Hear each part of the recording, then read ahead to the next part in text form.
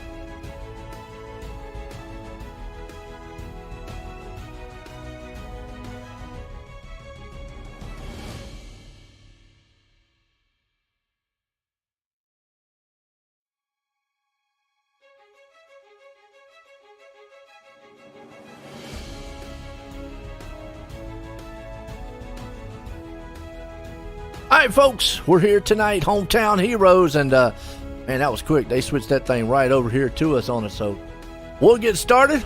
Get this thing show on the road. We got 10 Chapman here before the race, our pre-race show. But heat race number 1, we're going to grid these bad boys up here because our heat race 1, Flatline Racing Bodies. That's right, you want some quality racing bodies produced by former NASCAR regional short track champ Dan Chapman. Check him out in Clarence, Ohio. So we're going to grid them. Heat race 1, man out front. Andrew Smith starts out front. We got John Rayner going to be the man there in second. Jeff Flero starting at third. John Krumpa in fourth. G.J. Boydell starting fifth. Brandon Dittmer there in sixth. And Pat Boyce starts out the 7th place. But Hometown Heroes 305s here tonight. Corey, I tell you, these 305 cars, we run pretty much all the wing sprints here. I have to get that right. Sometimes I've called them just sprint cars, but they're wing sprints. We run them all, 305, 360s, 410s, and the one major difference between all of them, these 305s here, you just don't have the power to slide it out of the turns. No, you do not, and here we go. We're set to go green, Joe. Green. Yep, going to be a good one here as we're getting started off here tonight. Green flags in the air, hometown style.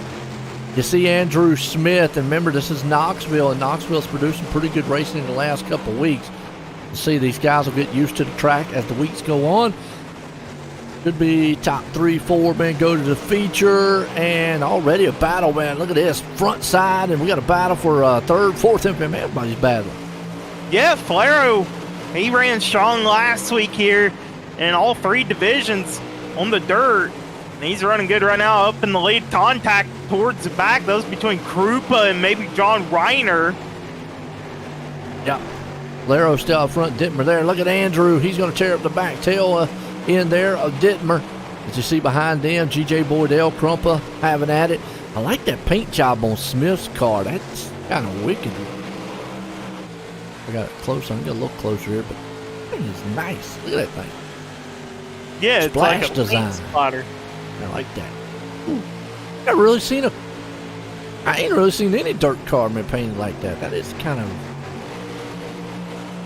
awesome. Yeah. Good old Flero out front. He's stirring strong. Dittmer there in second. Smith hanging third. Boydell firing all day. He's trying to run down Smith though. We've seen it last week. We've seen a good bit of last lap passes. Can Boydell catch up to Smith right here, last corner? Coming to the check flag this time around for Flero, but Boydell trying to gain that extra spot, not going to be able to do it. Yep. Coming around, going to get it. It's going to be all Flero, Dittmer, Smith. Boy, it's a fast one. Went by real quick here tonight. That's how it works. Heat race number 2. You know what it is. Langland Mechanical heat race number 2 on the board here. As if you're in the Langdon area, and they're second to none, heating and air conditioning company in the Hamilton area, Langdon, the promise to their customers is our own professionally trained Langdon specialist will be there personally every step of the way. So if you're in the Hamilton area and you need 100% done right, check out Langland Mechanicals as we're getting set to grid these bad boys up here real quick. Man out front, Jack Clevenger. You got Brian Moore Sr. starting second, Steve Bixler there in third, Josh Grandy fourth, Cody Graham in fifth, Nick Shell there in sixth, and Neil Strauser, said it right, starting in seventh. Here we go, another 6 on the board. Some fast action. Grandy ran good again last week in the 305s. Set to go green here for Jack Clevenger. Green flag.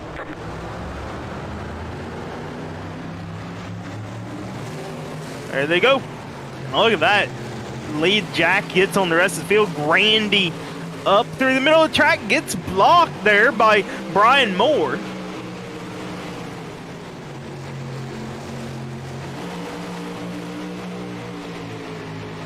All right, we got Clevenger Moore in the second, Grandy right now in the second place, Shell hanging on to the fourth. Bixler Graham and Strauss all right here. Oh, look at the battle Grandy's putting on Brian Moore. Grandy rolling the bottom, Moore up on the high side. Dead even on the back chute, coming to halfway. Yeah, and you've got Clevenger out front. He's got this thing under control. Grandy there in second. I don't know if Moore's going to have enough time or be able to get enough speed to get around him. We talked about the 305s. Kind of locked up once you get nose to tail. Yeah, definitely harder to make a pass in a 305, especially on such a tacky track. Looks to be the bottom is dominant in the heat race so far. We might see it move up to right above where the slick is right now later on in the feature, though. Yeah, that's right. So far out and about. Clevenger, Grandy. And you got Moore coming around. White flag one more time. Heat race 2.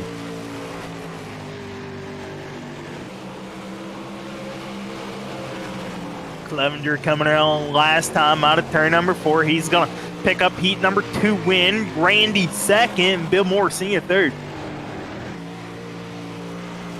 Nice. All right, that should swing us over to Heat Race 3. Going to bring up our title sponsor for this one, Venom Racing. Venom is proud sponsor of the Coast to Coast Racing League 358 division here on the Coast to Coast Racing League here tonight. Check out Venom Racing.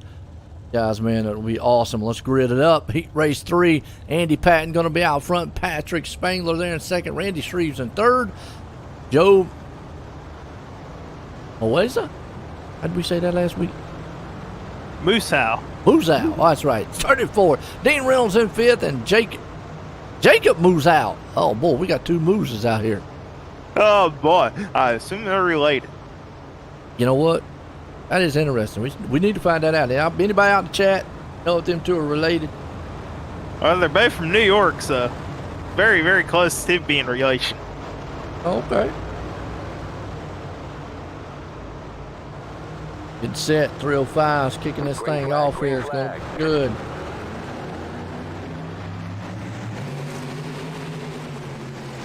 Good launch for Patton out front, but the car behind him ran strong in all 3 sprint car divisions last week. That's Patrick Spangler in the black and blue pink number 39.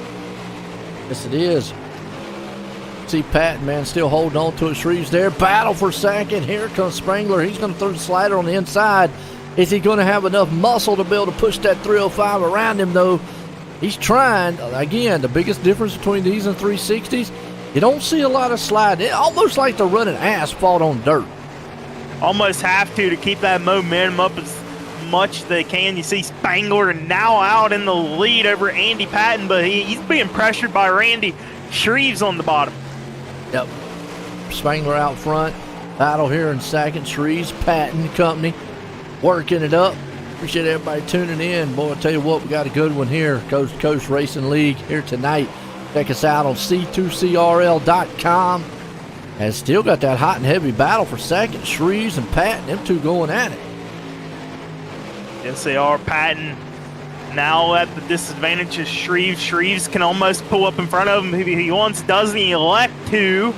Patton now back to the outside. It looks like maybe entry is where you want to be for the high side, but not on the exit of the corner. Now here comes Patton switching it up, going through the bottom. White flag. Yep. Good one out front here. Spangler still walking away. Battles on with Shreves, Patton and company. And it looks like that's how it's going to stay. Shreves going to hang on to it. Man, what a race that was. See, we might have a heat race 4. Oh, we're going to go into our warm-up. Well, folks, I tell you what, we'll be right back. Let's do sights and sounds. And actually, let's do a commercial right fast. We'll be right back here in just a few.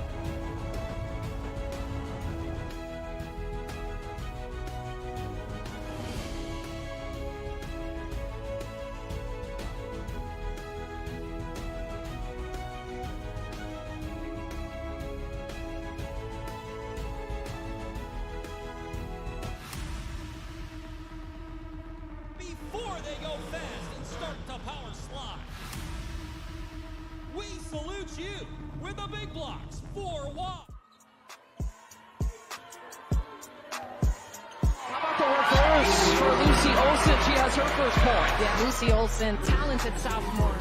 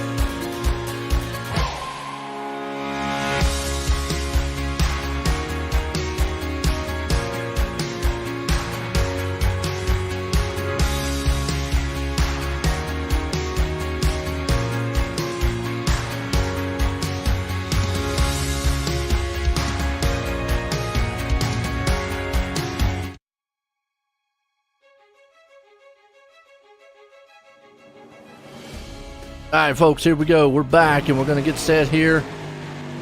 Feature time here tonight. You know what that means. These guys are about to put this show on the road here. And Flatline Racing feature here, but we're going to put it up for our Super Dirt Car Series starting lineup.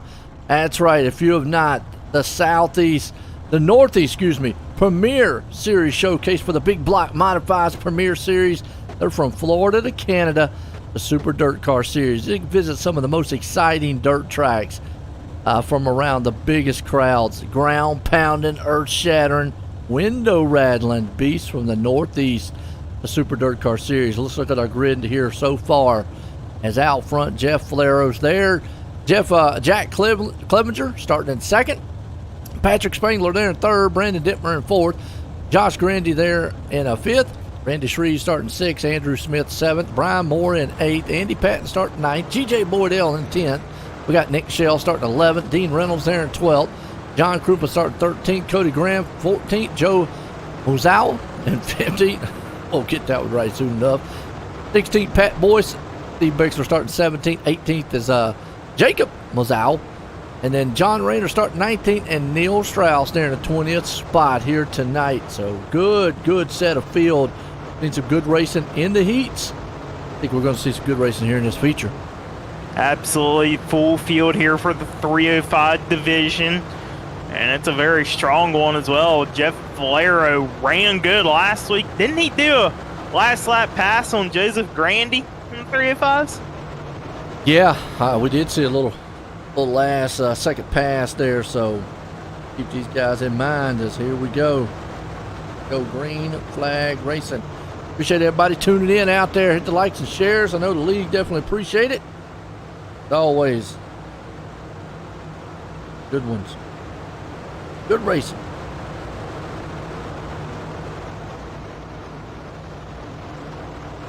Here we go. Pace cars in. Flair on control. Green flag, green flag. Whole car out front here. 2x2, green flag. Flaro's trying to get out front. We've seen the low line work quite well here tonight. Yeah, so far the low line has been the place to be. You see it right now.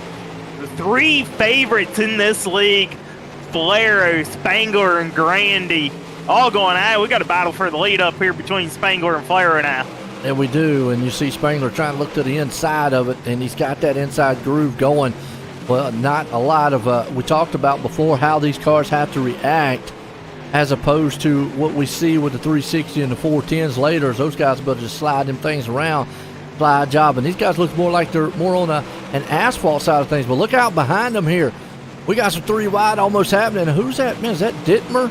Well, he's going way up there against the wall. Might have been Dean Reynolds up by the wall, mid-pack, back around in the 10th spot, and they are still 3 wide for a top 10. Duking it out. Remember, we got our hard charger here tonight. That's going to be Flatline Racing Body's hard charger. Caution, though. Might have got a salty dog caution. Let's go back on the Malcolm Mills replay, see what happened. Nick Shell. One of the green machines. He was back there. They were 3 wide back there. Oh, he just touched the back of the tire. Man, we talk about this week in and week out, don't we, Corey? Some of these dirt machines, you can get out there, kind of lean on each other. These, definitely not. Yeah, and that was just the side product of not being able to touch really anything on these cars. No tires, no tires. He grabbed the rear tires of the car ahead of him with his Nerf bar, and it sent him around, didn't send the other guy around. Good one so far here. And, we talk a lot about the 305s, the 360s, the 410s, week in and week out. We talk a lot about that. The reason we do is because, physically looking at these cars, especially on iRacing, looking at them, you would tell no difference. The biggest thing is that motor up underneath, the power difference. And there might be some suspension stuff and whatnot, like in real life, but on iRacing, the most notable thing you're going to see is that motor and the power difference between the two. Because, like I said, if we put them all 3 together on iRacing here, you're not going to tell unless we tell you that one's a 305, one's a 360, and one's a 410.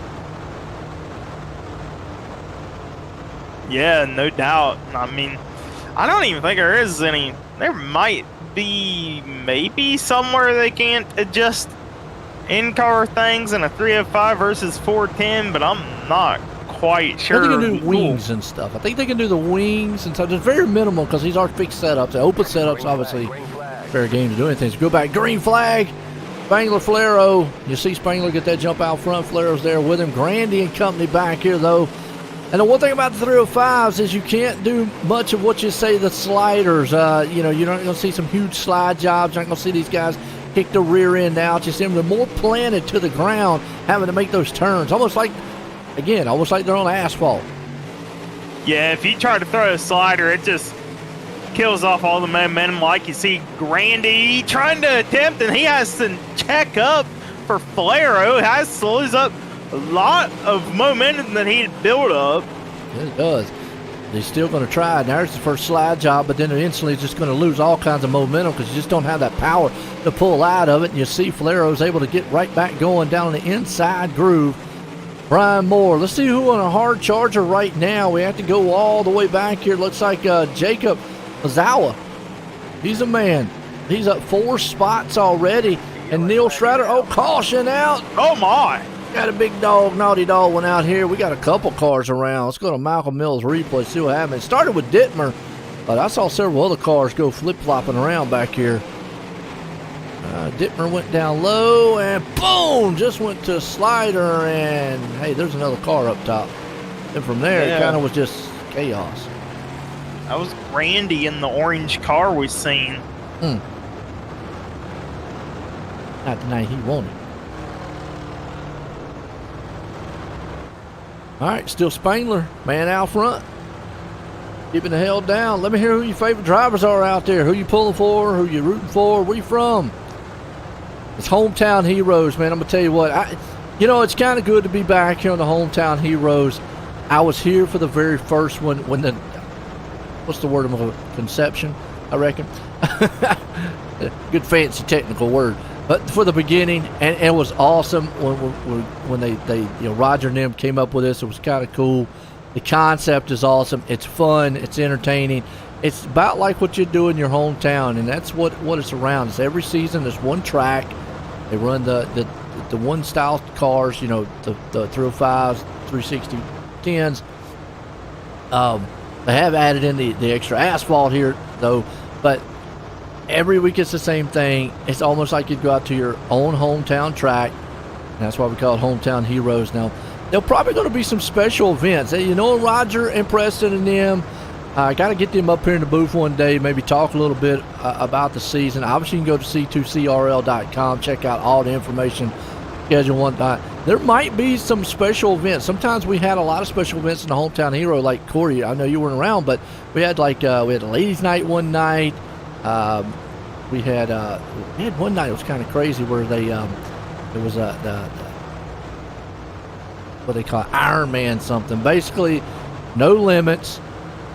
Everything went, and it was kind of demolition derby. But whoever last man standing style match, and it was kind of crazy. So that was fun. So all kinds of different ones. But we go back green. It's 305. Spangler out front. Here we go. They're locked up 2x2 behind them. Yeah, behind Flair, you see Shreves, Clevenger going at it. Clevenger up on the high side. Shreves keeping the bottom working in for him. For now, we are still one lap away from halfway mark. Yes, we are. You see Clevenger right here hanging on the fourth. He's trying to work over Shreves on the inside. Riding along with him right now. You see Shreves way up there on that top side cushion. Multi-groove's kind of working here, but again, just got to go back to the fact of you don't see too many sliders happening. You either got to pick a lane and hope it's working for you here tonight.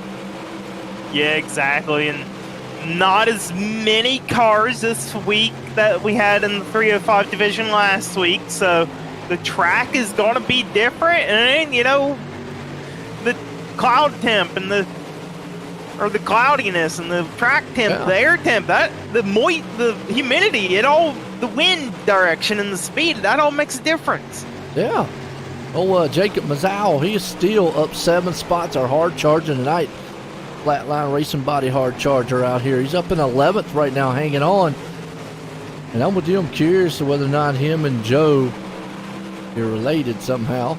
Look at the last names. Let us know out there in the chat. I know y'all watching. I know you checking out. Spangler right now is checking out.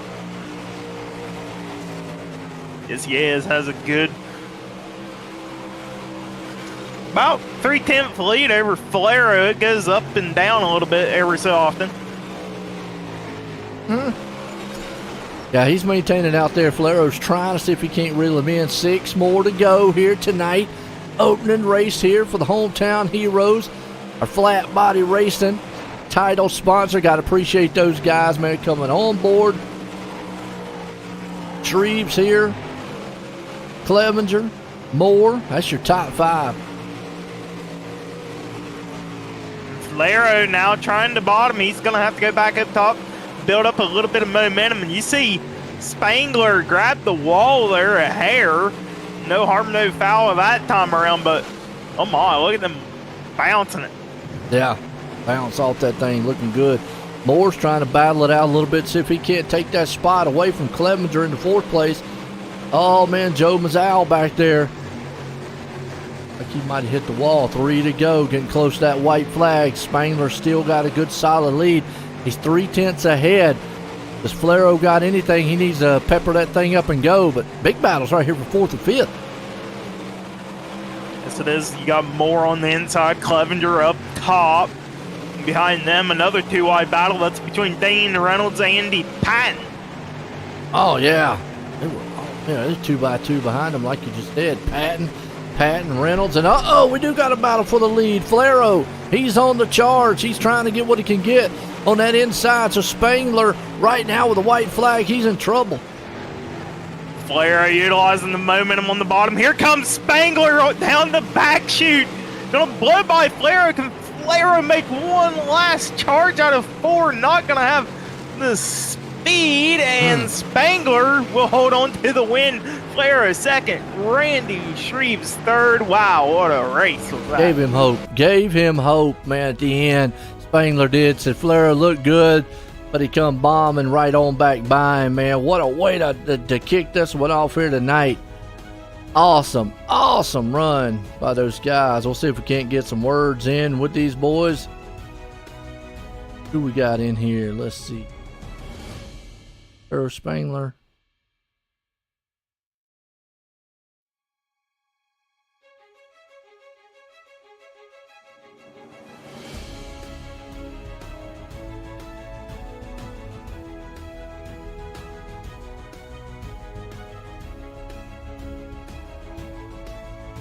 Let's see what you're looking for. Oh, I got Spangler. we got We Shreves. got Shreves. We'll bring Shreves up here and let's get a word with him. Hey, Randy, you get a copy on me? Yeah, I got you. Well, man, come up 3 spots here tonight in the 305s to the top 3. Talk us through it. Yeah, it was definitely a fun race. I thought the top was going to come in a little more than what it did. It was fast here, high 1 and 2, and then kind of low 3 and 4. I think everybody kind of figured that out there at the end up front, and it was just a matter of if anybody made any mistakes, and nobody really did any of that tonight. It was just some good, clean racing. Absolutely, definitely good, clean racing. Well, you got anybody you'd like to thank tonight? Yeah, for sure. Definitely want to thank my team, LGR Motorsports, ABR Setup Shop, Redline Race Design, One Wish Foundation, Wraps and Stitches, KSB Builders, Finish Line Repair, Coast2Coast for always putting on this awesome league, you guys for the broadcast, and everybody for watching. Yeah, folks, your third place driver, Randy Shreves. Yeah, and he did an outstanding job, too, like you just said, man, putting it up there, Shreves. So let's bring up old Flaro running it out here tonight. Hey, Jeff, you got a copy on me?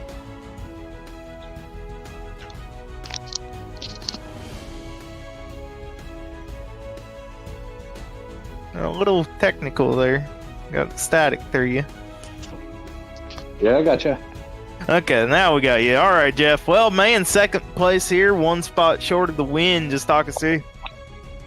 Well, second to Patrick is not a bad thing, but I was excited to get him near the end, but I couldn't hold it, and he played it right, and it was exciting racing for sure.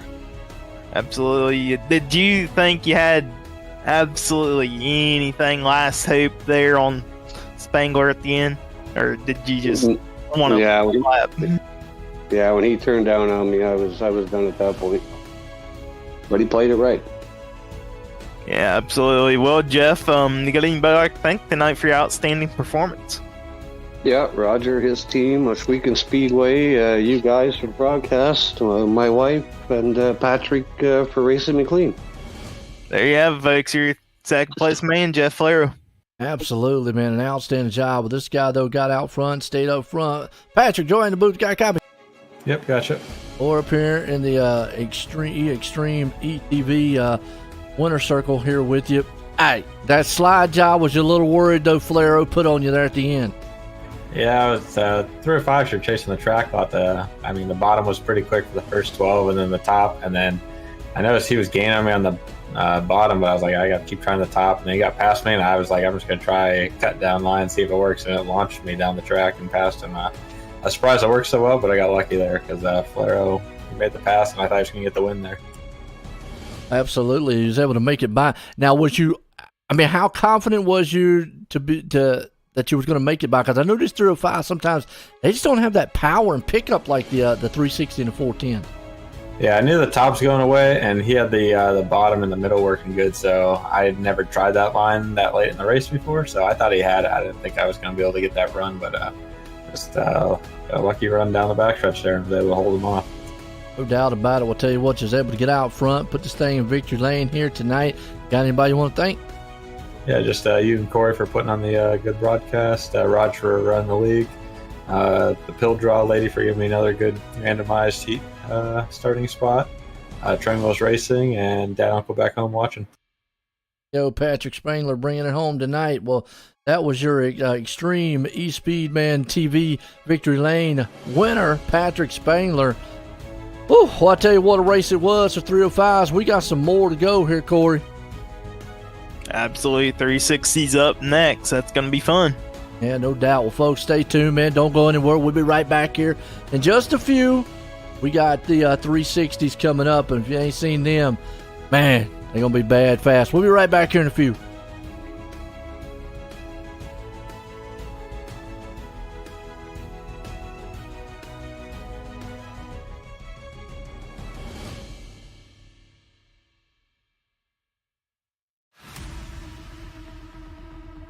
Before they go fast and start to power slide, we salute you with the big blocks 4 wide, the crowd pounding, earth shaking, window rattling beasts of the Northeast. It's the big block modified Super Dirt Car Series.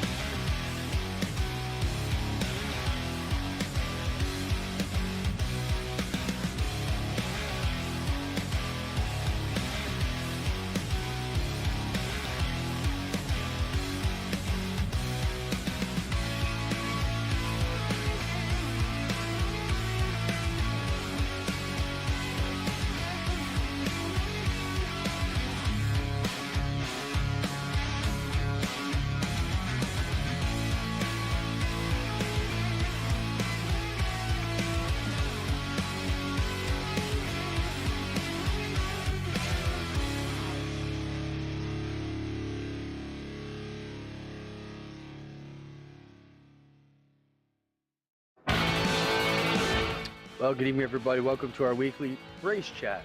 Adam Ross and Clinton Jeffrey are live and interactive every Tuesday night. Rivals Race Chat is your home for race discussion, debate, news, interviews, and more. They'll even take your questions and comments live on the air and talk to some of the newsmakers each week. Tune in every Tuesday night at 8 p.m. on GeForce TV.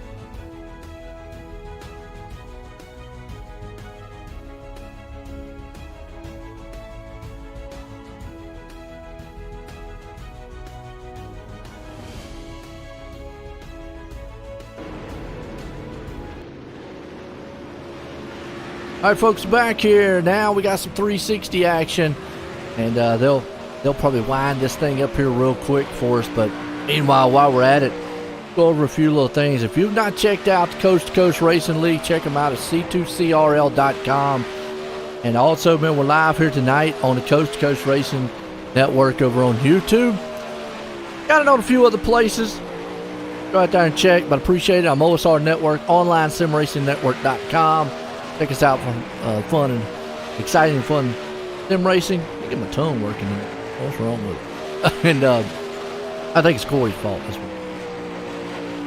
What about the 305 race? It's pretty exciting.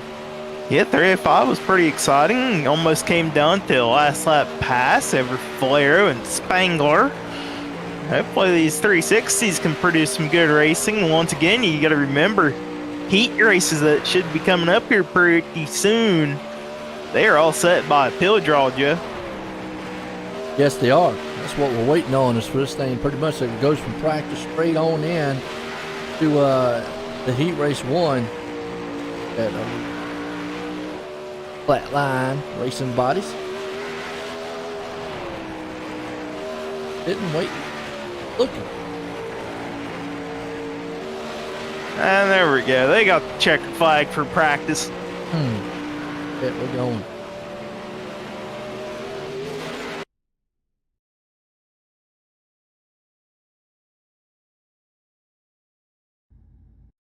Solid and good.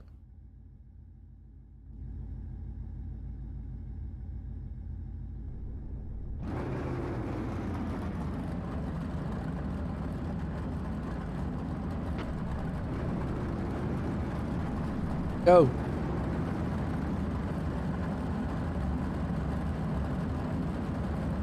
And out front here for our heat race number 1, Flatline Racing Bodies heat race number 1. Let's grid these bad boys up here tonight. These are the 360 Motorheads. Nick Shell going to be out front. Patrick Spangler starting in second. Dan McLaren there in third. Stephen Bixler starting fourth.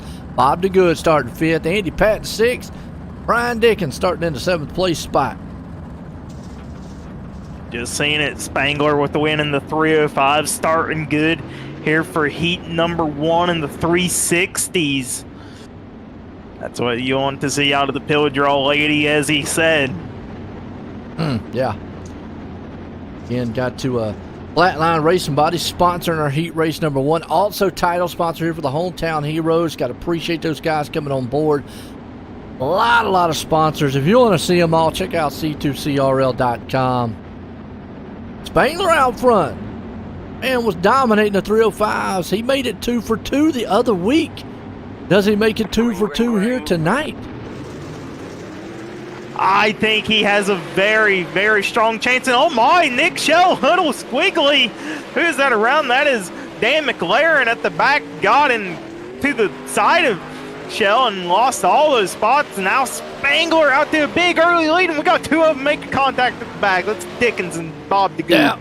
Yeah, Bob DeGood, man, going to have to put her in the pits there. Dickens going to be on the backside, but Spangler again out front dominating.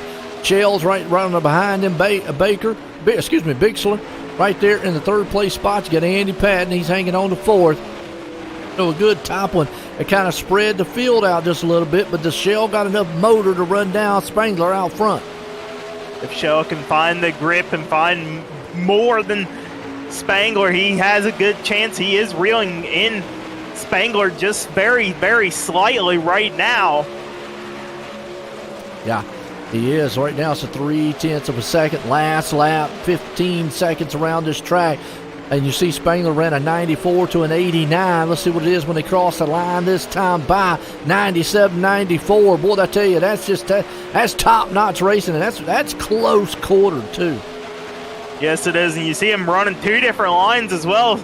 Spangler with a low slider, and Shell's just holding that thing tight. White flag in the air for Spangler. Can he hold on to Shell for this heat race win?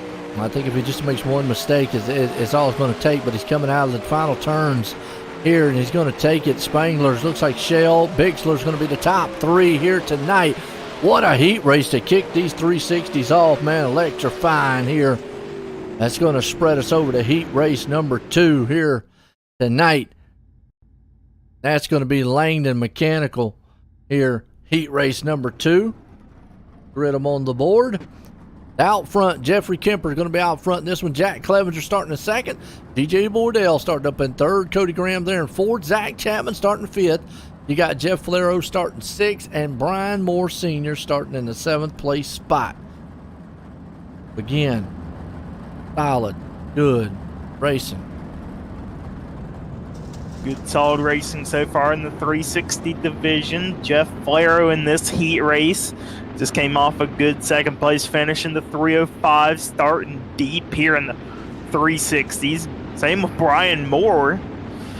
He had a pretty good finish, top 5 in the 305s. Yeah, he did. So we'll see who definitely gets this one out. You were talking about Flero there. Here's the thing about I like what they do here. They do that pill draw where they don't do qualifying. So sometimes, like a guy like Flero, unfortunately, it didn't work out too well for him. He's stuck back in traffic. He's got his work cut out for him to get through the field. But then again, it helps out some other ones. So Clevenger out front right now. That inside line just did not get rolling. Allows Flero to move up a 4th. Now looking for 3rd ever. Jeffrey Kemper, he gets it temporarily. Can Kemper battle back? Yeah, you see the armor all, man, coming to the high side. Graham, he's taking it right here. But you talk about Flero, he's able to get back up to the 3rd place spot. Kemper, Bordell and company there with him. Chapman, Moore Sr. says, I'm going to take it to the pits for right now. Meanwhile, your top twos hanging on to each other. As one's up on the high side, the other one's sliding into like a slider line. Clevenger is. Yeah, Graham didn't run in the 305s. He's here for the 360 division, leading this thing all the way since the beginning. Lap number 4 for him. Solid move right now. And you can see the biggest difference between these cars and those 05s. With the fact you can see that rear end getting a lot more wiggly, and they're able to slide this thing, kicking it sideways. And that is actually something that can either help them or hurt them, because you know even though you bog down a lot in the 305s, you actually can scrub a lot of speed if you slide too much in these. Yeah, and it's right now helping out Jeffrey Kemper. He's able to utilize the outside, running right below the marbles, white flag in the air. Good one so far. Graham out front. Big battle here for old third, though. Kemper's got company. Is he going to be able to put a slide move on him? He's coming out of the turn. Drag race not going to happen. It's going to be Flero. Graham, Clevenger, and Flero, your top 3. Heat race 2. Move us over here to Venom Racing, heat race number 3. Going to grid these boys up. Dean Reynolds going to start out front in this one. Joseph Grandy starting in second. Randy Shreves up there in the third. Brandon Dittmer there in fourth. Jeffrey Baker starting in fifth. Andrew Smith starting sixth. And John Krumpa starting in the 7th place spot in this one. Whew. Fast action, man, with this stuff. I'm telling you. This here, you blink and we're in the next week. Yeah, I blinked and I thought I missed half the second heat there. Good thing I didn't, because that was a good one. Good racing. Appreciate everybody tuning in. Who you pulling for? Well, you just like seeing the exciting racing. I mean, it is bringing here all about. Got a lot of different divisions here at the Coast to Coast Racing League. Check it out, c2crl.com, and get all the information out there. Appreciate the guys letting me come back up here. I'm Joe White here from OSR Network, and appreciate them letting me come back because, missed the hometown heroes. It's been a good one. I was here from the beginning, and it was awesome. Just one of these things. They've got a lot of different divisions. You got the Raiders division, Renegades on Mondays, and a lot of other ones. But green flag, Reynolds gets that jump out front. Shreves and Grandy with him. Uh-oh! There goes Shreves. Is he going to hang on to it? Yeah, he got it. He got it, but that is a big disadvantage. He is going to be starting deep later on in this feature in the 360 division. And look at this battle for 5th heating up. That's Jonathan Krupa in the green car, Andrew Smith in the white car. It is. Got Barker right there, too. Talk about Smith. Battle for the lead. Look at that slide job Grandy put on him. Is he going to be able to hold? No, Reynolds says, hey, it looks smooth. I'm coming back around you, and he does. He's able to put his own slider back on him. Reynolds and Grandy going at it. Oh, maybe contact. Yes, there was. Reynolds with the right rear up on the left front of Grandy. Now that opens the door for Dittmer. We are 3 wide for the race lead. Oh, my. Oh, to go close the nose on him, Grandy did. He got up by Reynolds, man. Reynolds had to get off the hammer there. Here comes Barker, though. So we went from a 2-car battle to a 4-car affair up here. These guys, man, are having a party. They absolutely are, and they might want to figure out who wants to finish work. White flag in the air for Grandy. Woo! Dittmer's got it right on the inside. Is Grandy going to be able to shove something coming around the last turns? As right now, Dittmer's got the preferred inside lane. He throws a slide job. Is it going to hold? Grandy those crisscrosses over. Not going to happen. He's going to steal it at the end. Grandy, Dittmer, Reynolds, and Barker. Man, them guys put on a wheeling show out here tonight. Hometown. That swings us over to a little bit of warm-up, folks. We'll be right back here in just a few.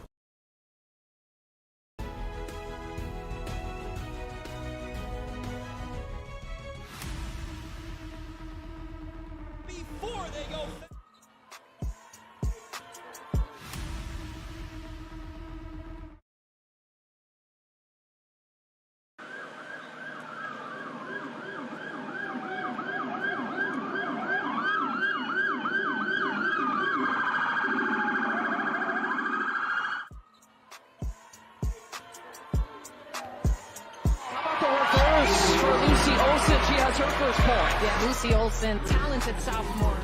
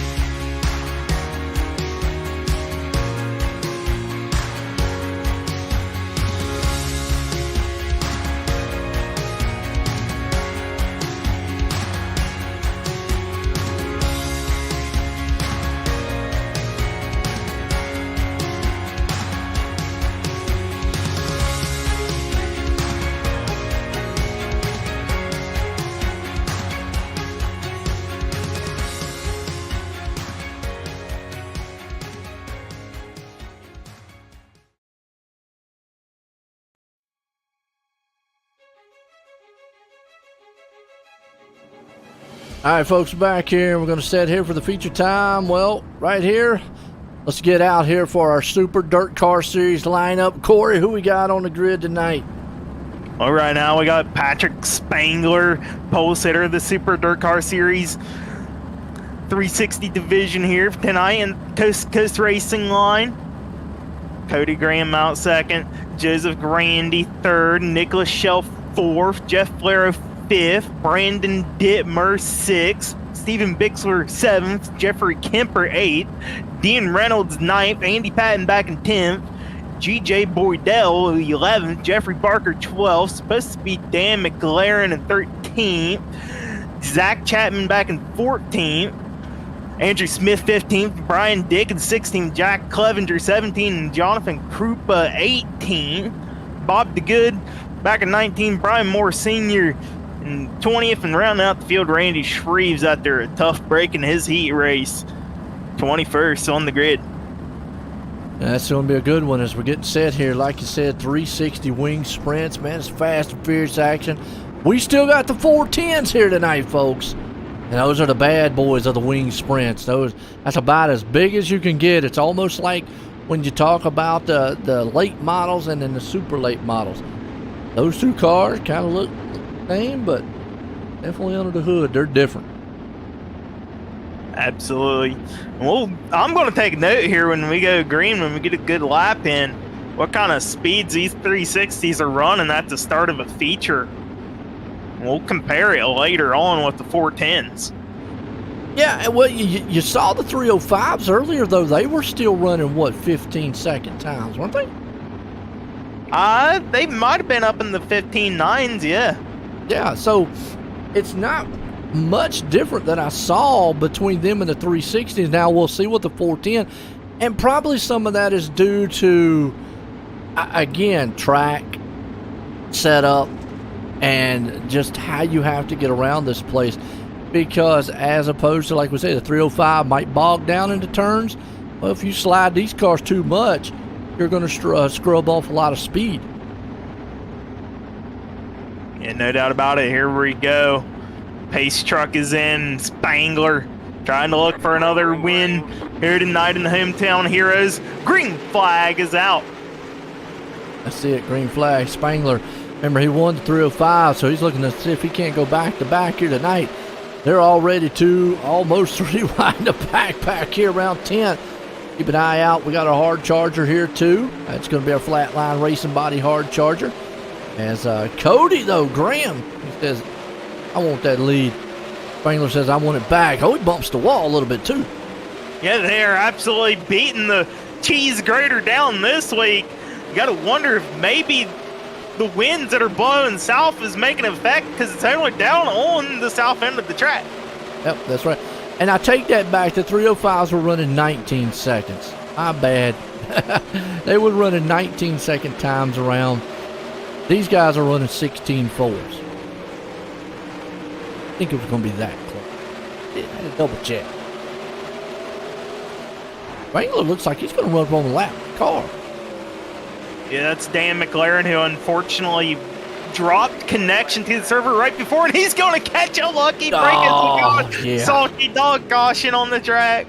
Go back on our Malcolm Mills replay, but that's going to be Dittmer back here. Got caught.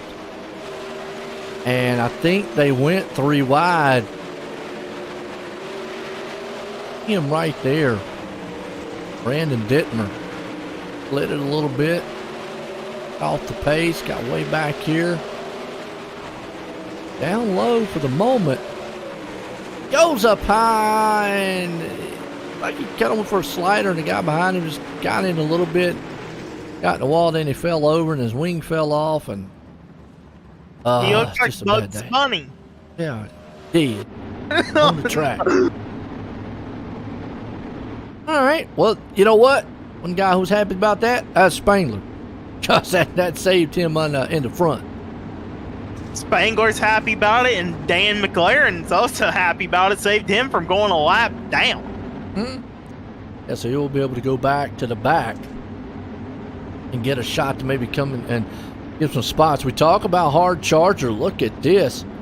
Oh, I see that, but Randy Shreves showing him, and then he just blinked and is right on out. Uh-oh.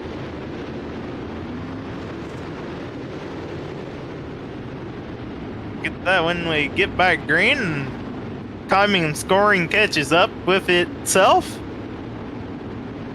Right now, so that one off actually, we put Zach Chapman as our hard charger as of right now. He would be up 4.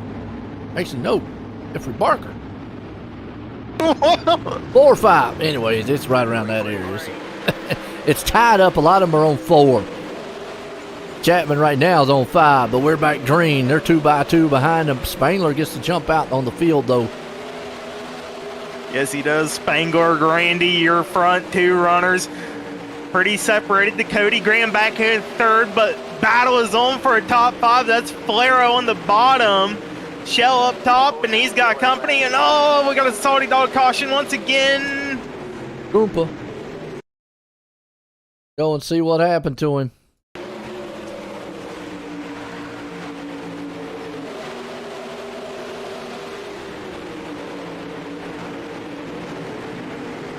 Oh, got spun around. Yeah, just got boop. Bumped him. Valero on the move, though. Guy's making headway.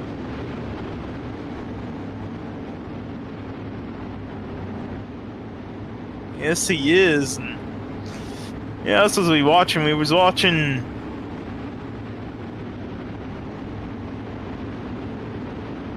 Shreves. Oh my, never mind.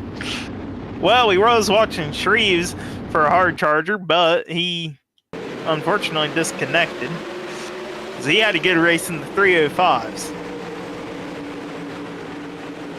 Ended up wrecking out. He racing 360s.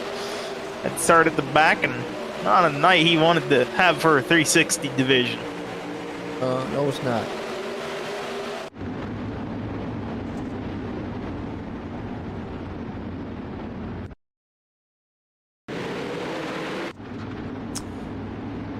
All right, Falero, like you said, coming through the field, mighty strong while he's doing it, but it's all Spangler out front trying to make this thing 2 for 2. Yes, he is, and Grandy, don't count him out. He's strong in the winged sprint cars across all 3 divisions as well.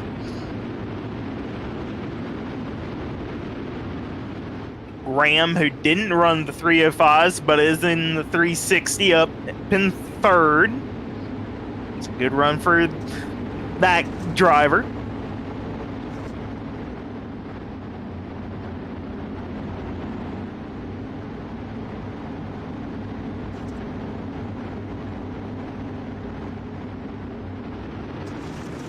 He struck in. Spangler, good launch over Grandy. Spangler reluctant to use the bottom. Grandy already up by that outside guardrail wall around this half-mile track. Yeah, it is. Spangler out front, top 3 or 4, they're all single file. You got to go way back here in the back of the pack, around about the 14th, 15th place spot. They're 4 wide, they're wrecking. Come on. Woo, Jeff. We got cars everywhere. We got someone just going for a Andrew Smith, who went for the ride. Jeffrey Barker was in it, had a car in the wall. Oh, Barker got clipped by him, and then you just saw Smith right there. He does the barrel roll and then gets pile drives by another car trying to stop. Things don't stop on a dime. Oh, boy. Terrible.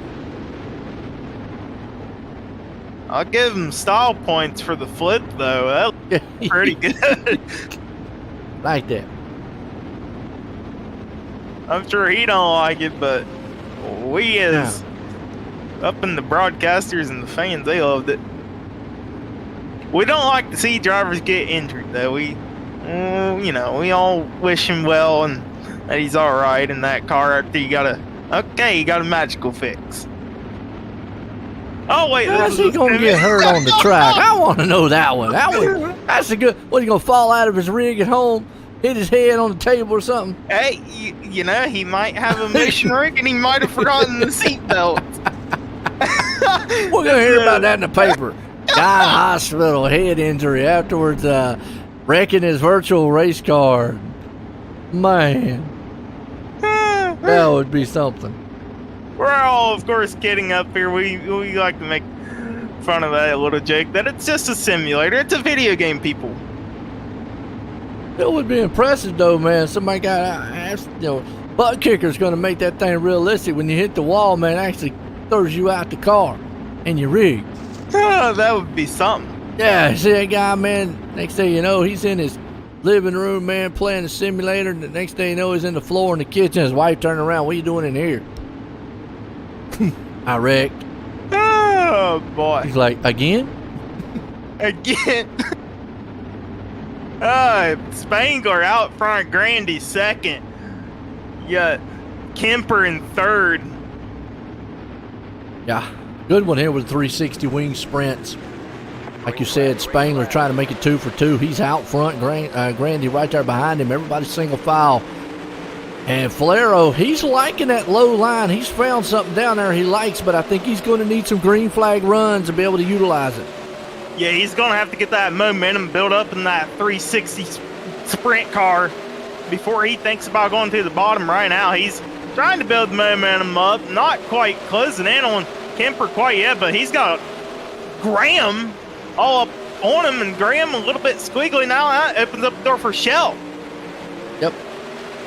Shell, man, looking strong, like you just said. Shell's right there in the 6th place spot as Falero still hanging on to the 4th place. You got Reynolds right behind him. Check on that hard charger. Brian Moore Sr. up 10 spots, so he's making it way through this field. Dicing and dicing. Impressive work by Brian Moore Sr. He about had a hard charger last week. If not, he absolutely did in one of the divisions, if I recall. So one of the drivers that are strong late in the running of a race. You see it right in front of him, contact between a couple of the drivers. Gotta love it. Or hanging on to it. Oh, that was Dittmer behind. No, it's not. Clevenger. That is Clevenger, man. He's out there just tearing the wall down. Rough Now riding it. Dittmer's hitting it. Everybody trying to get up there close to that cushion, except for the man out front. He is hanging on to it. Spangler, look at him run that top side. We talked about it a little bit last night there in the race. You get up into the wall, and when these guys get off up there in the wall, it's the fastest way around, but they don't get off of it until it starts becoming real dangerous. Well, you see Spangler right there? Yeah, there you go. Perfect example. You might want to get off that top side. Uh-oh. Well, And you know that what, cost Joe? him. It cost him, but it might have saved him. If he would have brought out a caution, he would have been at cause going through the rear. He holds on to second. Yeah, luckily there, but here comes the caution. Whamma, whamma. Oh, my. We got a... Yeah, that was a good one. Uh-oh. That's Flaro upside down and a couple others. Oh, my. Kemper. He started with Kemper here. He got that top side wall. Yeah, a little help. We'll see. It actually Up there on the happened up cush. front. Up front of him? Look No, at that yellow car right there in front of him, man. Oh, no, Kemper got in the wall. And Oh, then, my. I don't know, the other dude in front spun. Player. We got car. And we got chaos. There you go. Reynolds. Oh, unfortunately, Reynolds, he got involved with that one, too. Got one Flaro. car that's dead. Flaro. Oh, that's Flaro who went upside down. Man, he was coming through the field, too. Flaro was. Wow. Now, who this hurts? Obviously, Flaro and them. Who this helps? Spangler. We just saw him pop the wall. This right here probably will help him huge. Like, yeah, it definitely saved Spangler. Not only lost a lap, but he didn't lose a front running position. no. That mistake. The only thing is we don't know is, did he hurt the car? That, he popped that wall pretty hard. Did he hurt the suspension? Did he hurt the wing or anything? We won't know until he gets really going again, because he didn't go into the pit or anything. So it looks straight from where I am. And that front tire, though, might look like it's a little crooked. That front right. You could be able to tell better than I do, but it does look like it's caddied out just a little bit. I mean, he did pop that wall pretty hard. That looks pretty normal from where I can see. So, I was just looking where it was going down straight there. Well, what? We'll find out, though. But look at him. He just said, you know what? If I'm fast down low, I think I'm going to stay down here. It might be better for my health. As he's trying that low line, caution out. Oh, Andy Patton in the back. It's Malcolm Mills replay. See what happened here. Well, we're getting a lot of salty dog cautions tonight. Dog's out here growling. Oh, he just drove that thing in the wall. Oh, my. That almost looked like more of a connection or something happened mechanical-wise. So, go back here on Spangler's deal. Yeah, kind of looking at the other wheel, trying to see.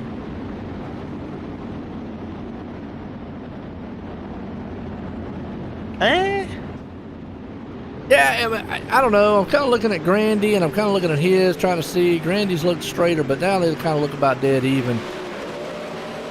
Again, we won't be able to tell. He looked pretty good there. He's trying. I think he's testing it right now. Beat up, kind of slide a little bit. Yeah, it's sliding. Because that's the only thing that we won't know is if it hurt, the toe or anything of the car. Yeah, I'm just trying to look at it with my close-up view that I can get. Nothing too off from I can compare to Grandy or even Shell behind him. He dodged the bullet. So you got 4 to go here, 360 wing sprints. Been an awesome night from the hometown heroes here, Flatline Racing Bodies, bringing it here. Appreciate everybody tuning in tonight. Coast2Coast Racing Network here. Check us out on C2CRL.com. Myself here at OSR Network. An awesome night here. Got Corey up here and And we had the 305s exciting. Now we got the 360s. They're exciting. Hard charger so far. That is Brian Moore. 16 spots. He's almost to a podium. Whew. Yeah, Brian Moore has just sliced through this field like butter. Wow. Green flag, green flag. That's doing work. All right, green flag. And one thing I noticed about Spangler, he says, I don't know about getting back up out of the wall. And this is what I talk about. When you get up there and that wall bites you like that, it takes a little bit for you to want to get back up there again. Yeah, it might be fast, but And Shell, it only takes one time. Oh, we got 4 wide behind them back here. Look at this, around about 10th place spot. Man, they're digging on each other. Dittmer hit with a DQ flag right there with the contact. Oh, yeah, a lot of beating and banging off the wall. That's going to happen, but look at this, 3 wide. White flag, one more time in the air. The Spangler got enough. He's back up on that wall again. Is he going to stay there, though? Well, he's trying to risk it. Here comes Grandy. One last charge on the bottom. What can Spangler do? Keeps it. Spangler wins. Nice. Grandy second. And Brian Moore Sr., 17 spots to top 3. Wow.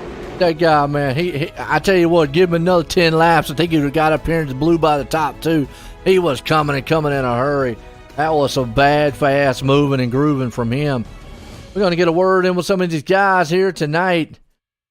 Who we looking for? We're looking for Brian Moore Sr. Brian Moore Sr.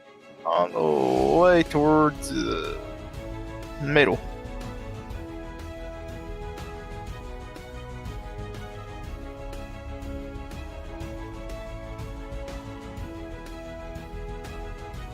Spangler again. We'll bring up Moore here. Let's get. Hey Brian, you got a copy on me? Yes, I do. Well, Brian, hard charger, 17 spots to a podium finish here in the 360 division. Talk us through that race. All right. Hey, that sounds pretty good to me.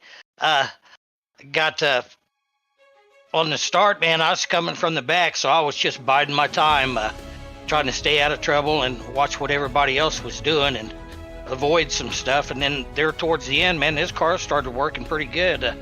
I liked it. That was fun.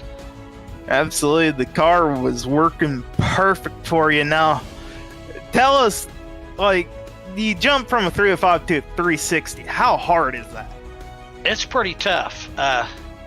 Just the power that these things have compared to the 305s. 305s is, pedal to the metal and momentum. Well, these things are kind of about momentum, but you don't have to keep the pedal to the metal. And man, they just have the power to make up for small mistakes and stuff like that you do. And I'm not quite there yet, but thanks to some bad stuff going on in front of me, we got on the podium tonight. Hey, brother Rick. Hey, we're there, brother. Absolutely. Did he just say he ain't there and came up 17 spots? He gets in anymore, he's going to terrorize the field. That's him. He's a wild man. Well, man, you got anybody you like to thank tonight for your outstanding performance? Just Jack and Devo and Greg and Gary, the guys at CSR and Rudine Racing, man, them guys are a lot of help to me. And coming back from being away for a couple of months is really tough. A lot harder than I thought it'd be, and we're getting there. Absolutely. Well, good job, man. That was Brian Moore Sr., your third place driver. Absolutely. I'll tell you what, let's bring up our second place man, Grandy, though. Hey, Joseph, you got a copy on me? Yeah, what's going on? Well, man, second place here in the 360 division. Just talk us through that race. Yeah, started up towards the front, so just had to stay out of trouble. Patrick's fast. I would have been lucky if I was able to win that race. I figured he was going to get me there on after the start there. So just try not to hit the wall, keep it clean and steady, and that was about it. Now, you mentioned a wall hit. After you seen Spangler hit the wall, did you think you had an opportunity to still win tonight? If that caution didn't come out, I probably would have won. But it came out, and then he was right on me again. Well, either way, outstanding performance. You got anybody like to thank tonight? Yeah, I'd like to thank Catalytic Recovery, West End Towing, all the guys over at Training Wheels Racing. I'd like to thank you guys for doing the broadcast, Coast to Coast, all their sponsors, and the guys behind the scenes that make it run. There you have, folks. Your second place driver, Joseph Grandy. Thanks. Did a job there tonight. This guy 2 for 2 though. Patrick joined the booth. Got. Yep, got you. Well, you was able to make it 2 for 2 tonight. Are you going to go for that triple header here? Yep, gonna try there. That one was a little hairy there when I jumped the cushion guy on the wall without power's damage, but was able to battle back. Now, I was curious you said that because we were trying to look on our end there. Was it maybe, do you feel like it might have been a little suspension damage? I think it may have been like the steering was, because my steering was pointed a little bit to the right, but other than that, it seemed fine. So I got lucky, extremely lucky there, because usually it'll mess up the car pretty good. Well, I know Corey said that you got lucky. One, you didn't bring the caution out because you'd have had to go back to the back of the field. Two, that caution came out right afterwards, enabled you to get back up there.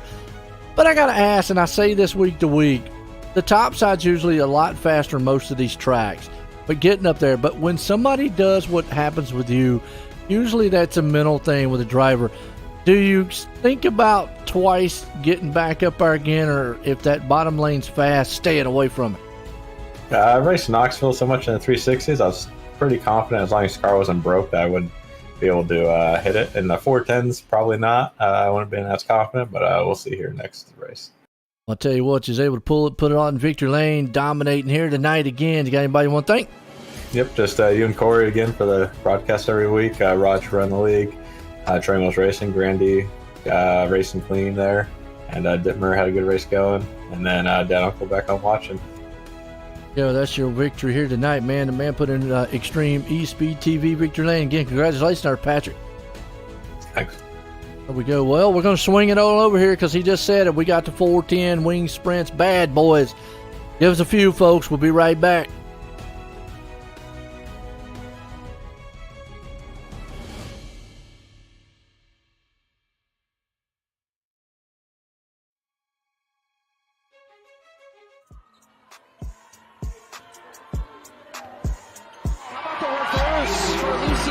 She has her first point. Yeah, Lucy.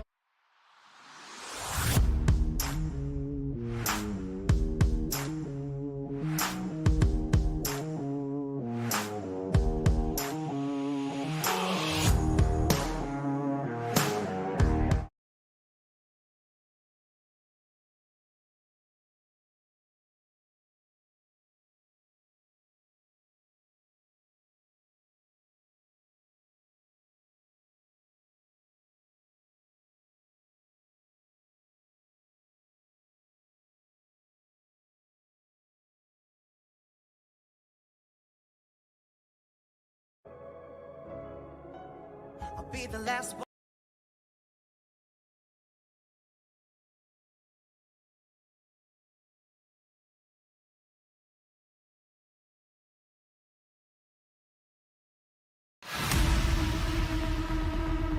Before they go fast and start to power slide, we salute you with the big blocks 4 wide, the ground pounding, earth shaking, window rattling beast of the Northeast.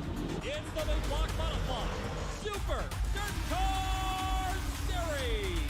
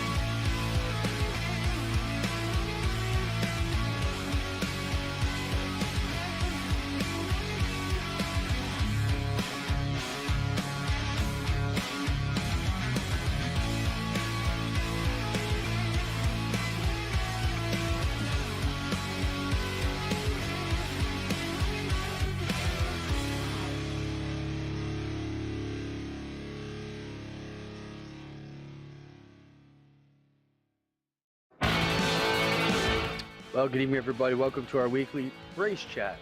Adam Ross and Clinton Jeffrey are live and interactive every Tuesday night. Rivals Race Chat is your home for race discussion, debate, news, interviews, and more. They'll even take your questions and comments live on the air and talk to some of the newsmakers each week. Tune in every Tuesday night at 8 p.m. on GeForce TV.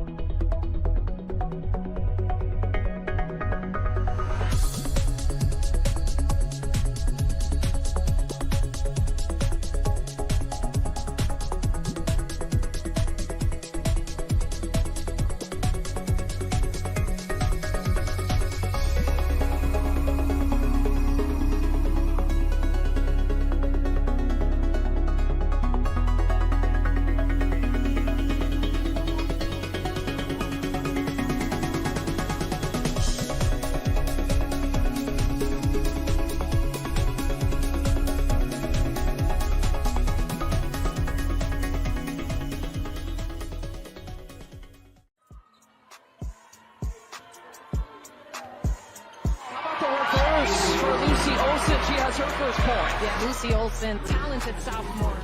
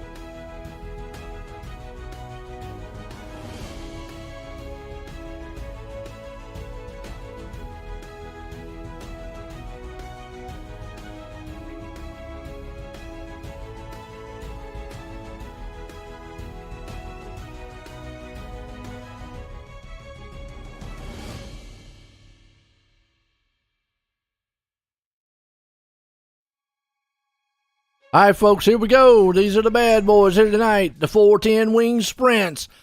And we're going to kick this thing off with a flat body racing heat race number 1. Let's look at the grid. As out front, Dean Reynolds going to start out front in heat race 1. We got Cody Graham starting in 2nd. Jeff Falero there in 3rd. Dick Shell starting 4th. Gavin Chapman starting in 5th. Stephen Bixler 6th. Bob DeGood's going to round out the 7th place spot. So here we go.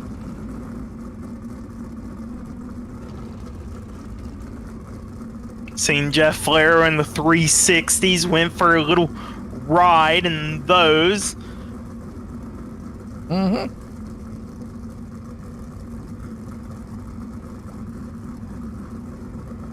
Gavin Chatham hasn't been in any car all night long until the 410 division here. See how he can adapt to drivers that have already been on the track.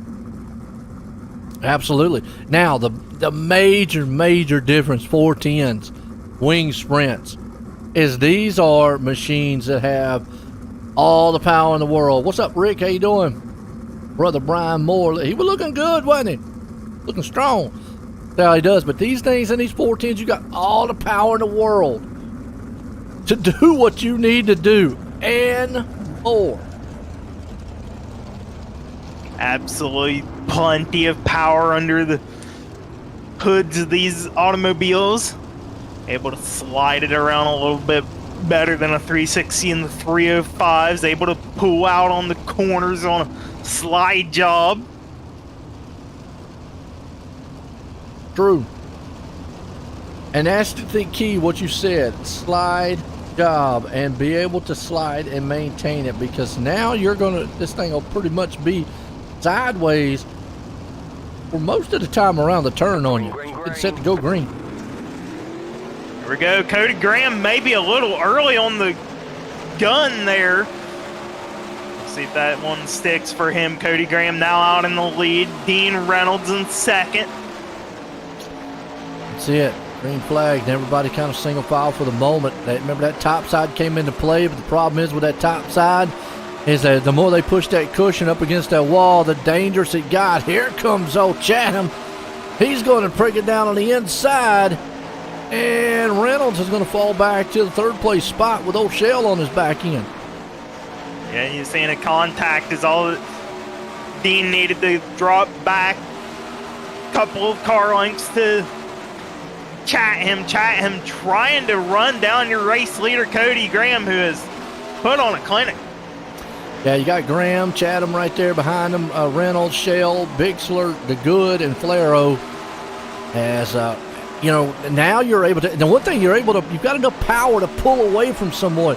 You don't have to worry about sometimes, unless they're just as fast as you are, those guys being right there on your back end all the time. If you're able to get around this track, you've got enough muscle to get going. But look at Chatham, man. He's going to see if he can't say, hey, so we're going to pull that slide job move off.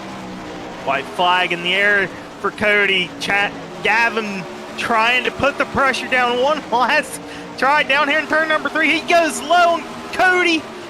Can he pull it off? Oh, shuts the door. Cody, charge. Wow. Keeps the win here in heat number 1. Well, he hammered that thing to the outside, was able to just drive right by him.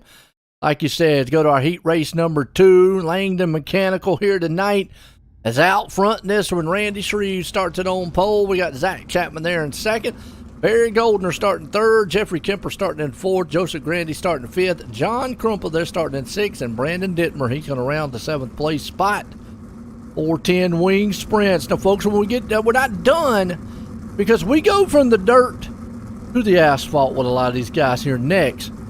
We got the car tours. To me, they're basically late models. That's what they look like. The cars tour late model stock cars. That's what. See, there you go.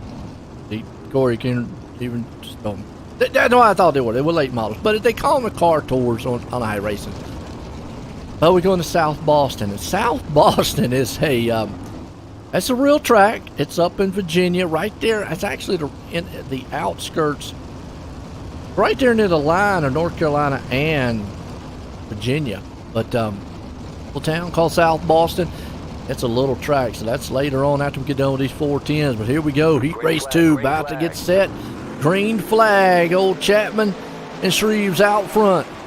Shreve's looking to try to get a good starting position in the 410s after some connectivity issues in the 360s, and we got trouble at the back. That's Barry Goldner. Jeffrey Kemper upside down. He was wrecking.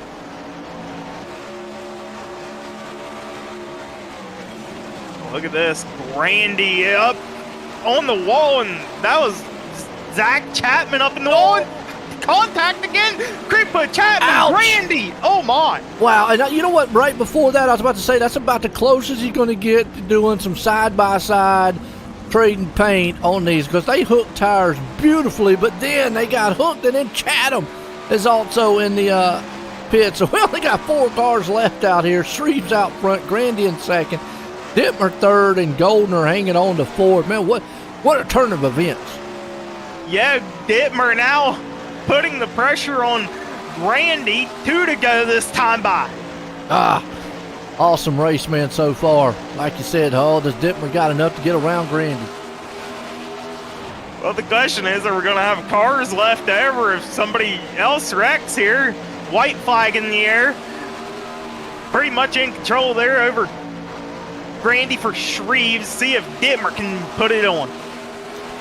Solid race so far, like you just said, between all these folks. Here we go, final lap. It's going to be Shreves, Grandy, Dittmer. And he goes all the way down to the bottom, not going to be able to make it. Wow. And Barry Goldner fourth. Nice. Good. That brings us over to heat race number 3. Venom Racing heat race number 3. Starting grid is going to be Jack Clevenger going to man out front. Andy Patton starting in second. Richard Holland starting third. Patrick Spangler there in fourth. Jeffrey Barker starting fifth. And Brian Moore in the 6th place spot. So Brian Moore, our hard charger in the 360s. Spangler looking to go 3 for 3 on the night in the sprint cars. Oh, yeah. Starting back half of the field in this heat number 3. See if they can make their way around. Solid race, so 410 wing sprints. Whew.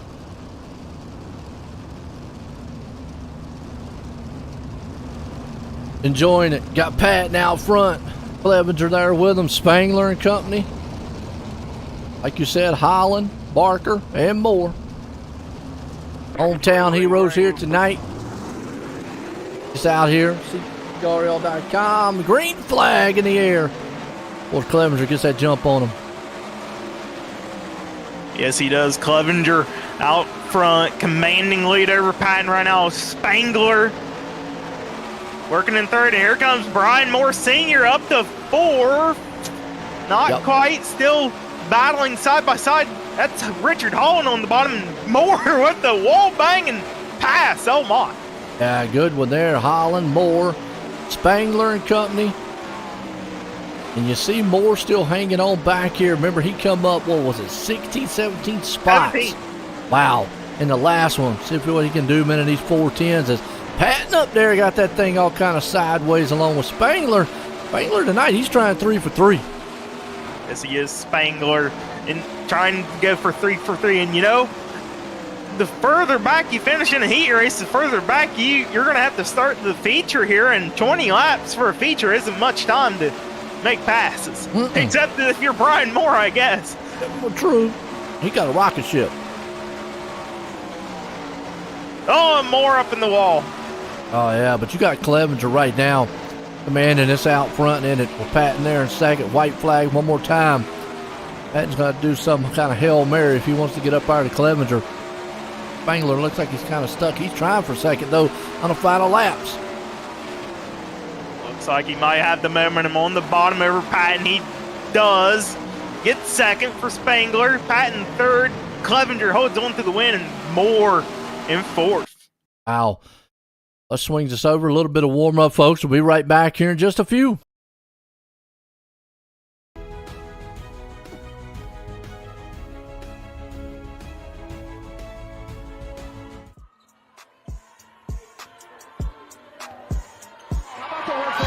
For Lucy Olsen, she has her first point. Yeah, Lucy Olsen, talented sophomore.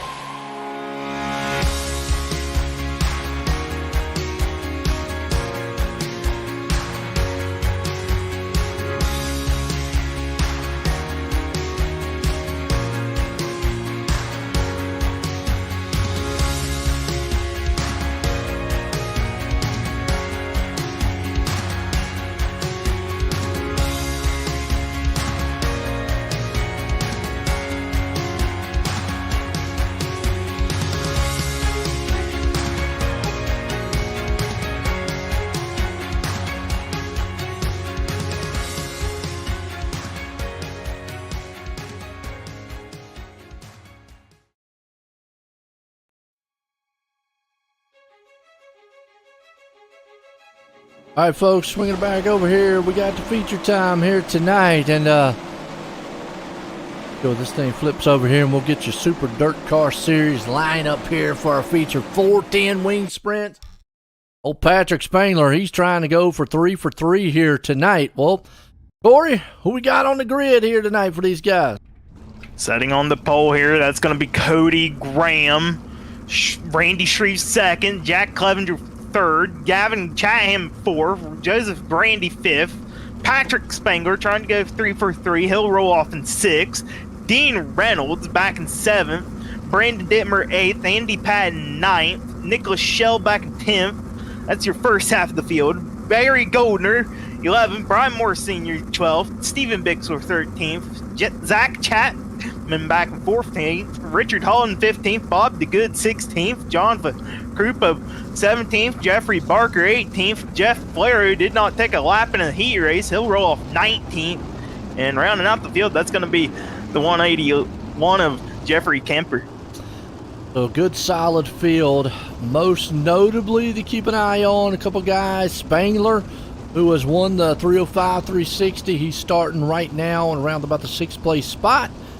Well, Brian Moore Sr., remember, he came up 17 spots to get that 3rd place last time. Can he get it up there this time? He's starting around about 11, so he doesn't have to go as far as he did last time. Definitely not. Here we go. Pace truck is in. Cody Graham on the point. And both him and Shreves, they get a pretty good launch. Shreves up to the high side. Cody's going to hold on the bottom, but look out. Shreves using the momentum on the high side, get momentarily by.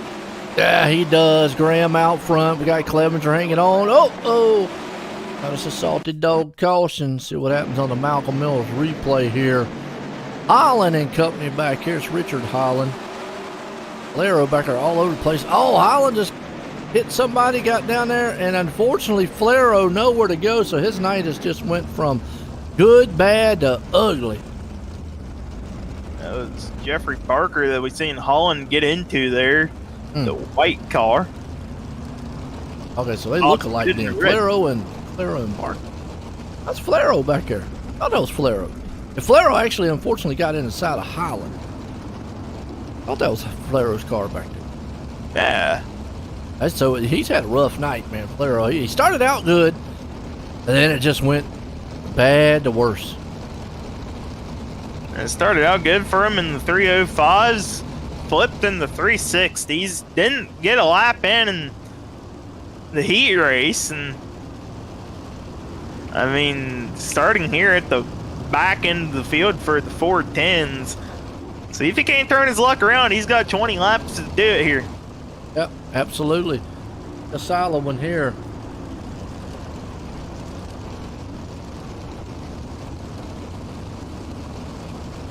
The Graham out front, Shreves, Clevenger, Chapman, Grandy and company.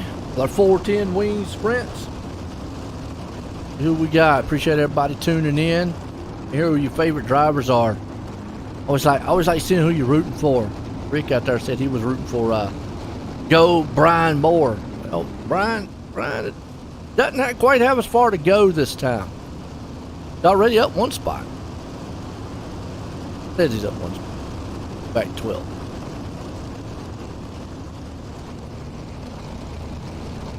Yeah, I do believe he is rolling off 12th there.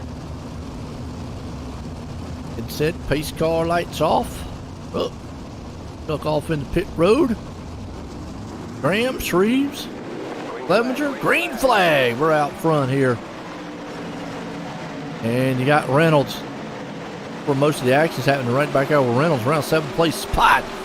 Hell, that Brian Moore, I think we jinxed him.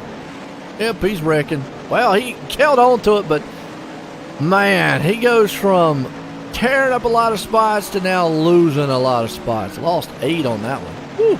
Wow, and he's going to have to make a recovery. So right now, and we got the salty dog caution. That's going to help. And unless he gets involved, he does. Boy. Wow. I think that one started with Bixler. We're going to watch from his end here. Malcolm Mills replay. We saw Brian right there, just kind of out of turn. He went running down the track, kind of held on to it. Unfortunately, would have been all right here, but he got caught up in this mess. And Bixler. Oh. There. Oh, no. It was another car in the middle of the track, and he doesn't know where to go. Oh, and Brian Moore couldn't get around it either. Oh, so just bam, bama. Done.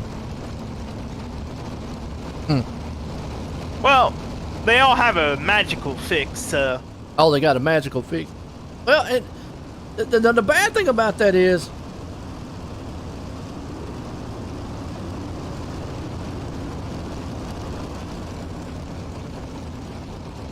is there a bad thing?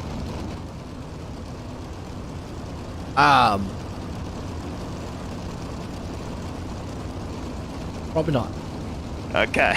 I don't know. I was reading the message. My bad. But got me off.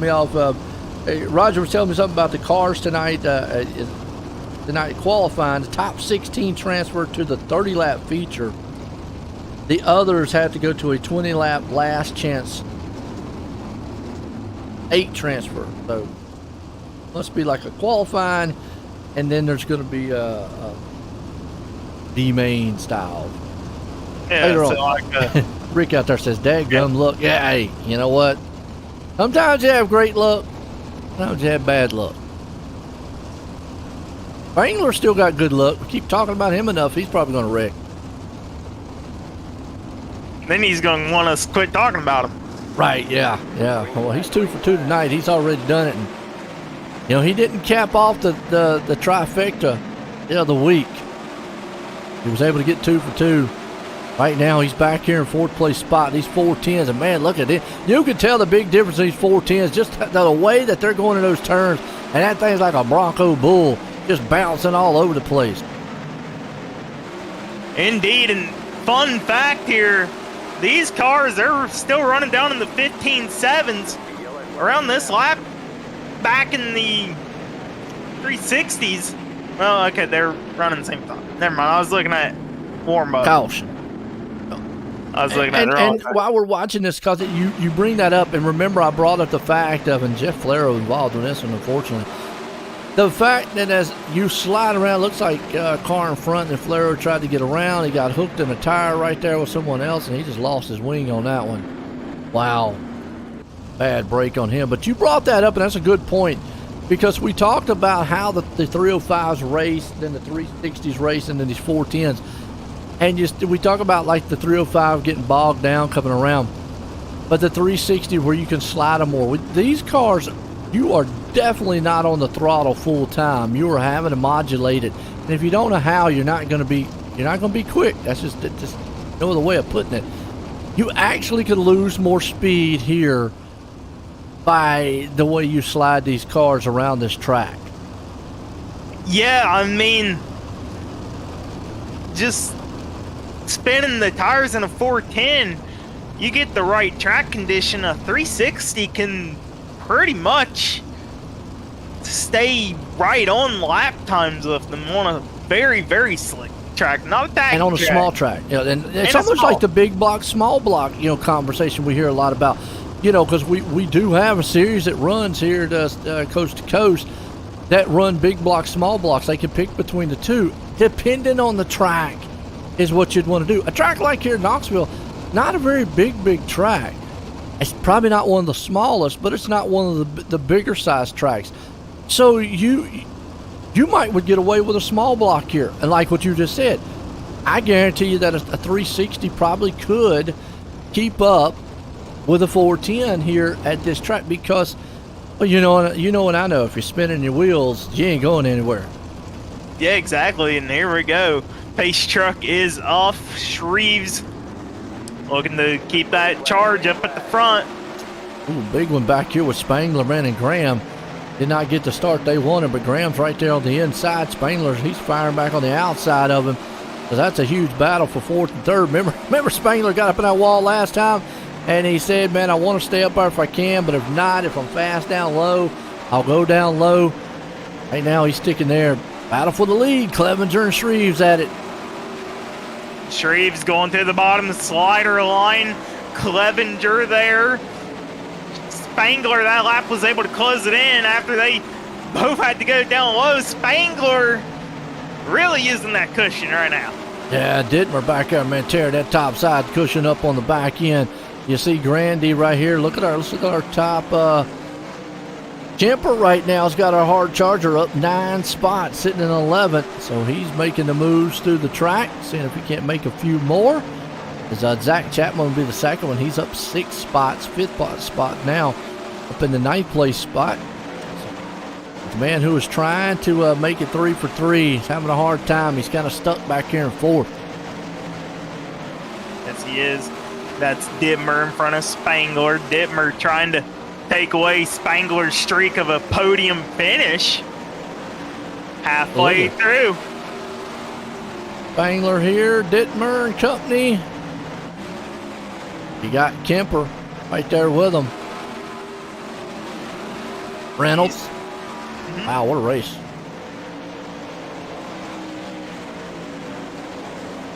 Jeffrey Kemper still back here up 9. He was at 10 there momentarily a couple laps ago. He's got 2 of them in front of him, but Kemper getting real squiggly.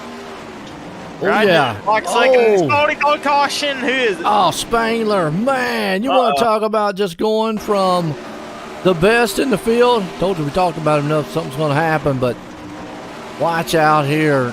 And, just got squeezed into the wall.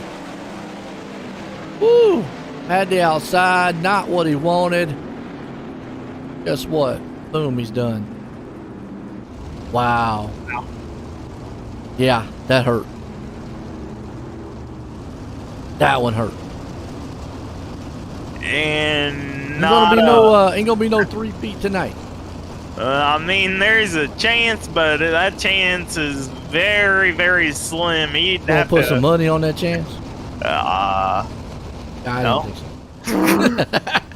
I mean, okay, if Corey said he's putting his paycheck on this one, that Spangler can come back and win it. If there was maybe more than half a race left, I would put a little bit down. But, we got, a quarter left? Oh, boy. Actually, we almost got a half left. So, I mean, come on, 9 laps of 20. I see. You about messed up. I see. You said a half. You said, well, if there was a half, we're only 1 lap past half. So, there you go. Folks, you got to get Corey sometimes, man. I'm telling you. Oh, boy, Jeff. I mean, he's only got to come back 19 spots.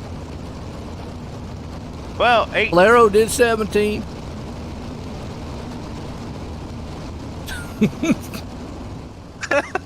If he could get the bottom rolling and be real quick down there, maybe. You know what? He'd have to pass cars like they're sitting still. We're going to see where he can recover, too, at least.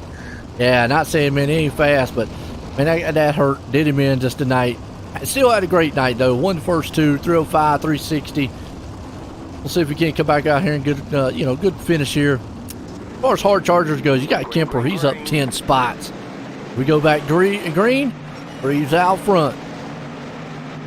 Shreve's been leading this 410 race all night long. Here comes Dittmer on the outside of Clevenger, and Grandy sneaking into the picture there. And look at Dittmer. Big run on Shreves right now. Yeah, you got Dittmer, Clevenger. Grandy right there, too. He's going to come into it. He pulls that thing up to the high side.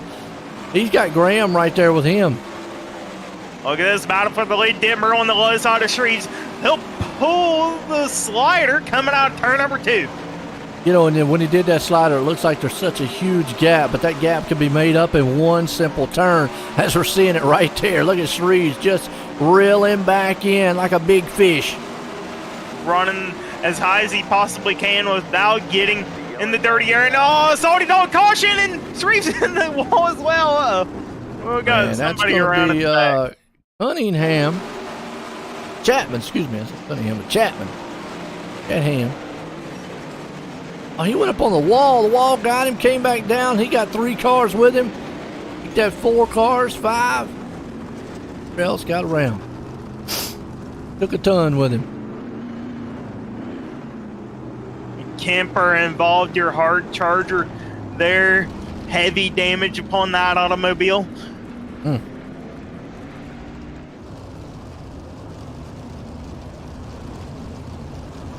race so far.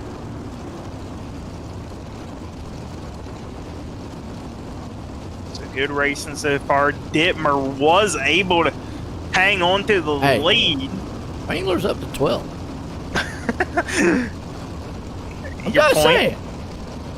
There's a chance. There's a good chance he gets top five. Top five. Chance he can get back up here and win this thing. If he wins, and I ain't got to pay court. Okay. No. I'll give up like $2. Oh man. They would talk about cheap. Man. If he gets up top five, yeah, me too. Extra. That ain't how it works. You said he wasn't getting up there winning. And you said half a race, it was only one lap off a half. He's done good. At 4 laps, and he's already come up to 11. He was bad fast. There was 5 cars involved in the wreck, Joe. That don't count. All right, he came up to 11. Why are you trying to spoil the man's thunder? Oh boy. Tell you what. We got some good racing tonight. Coast2Coast Racing League here.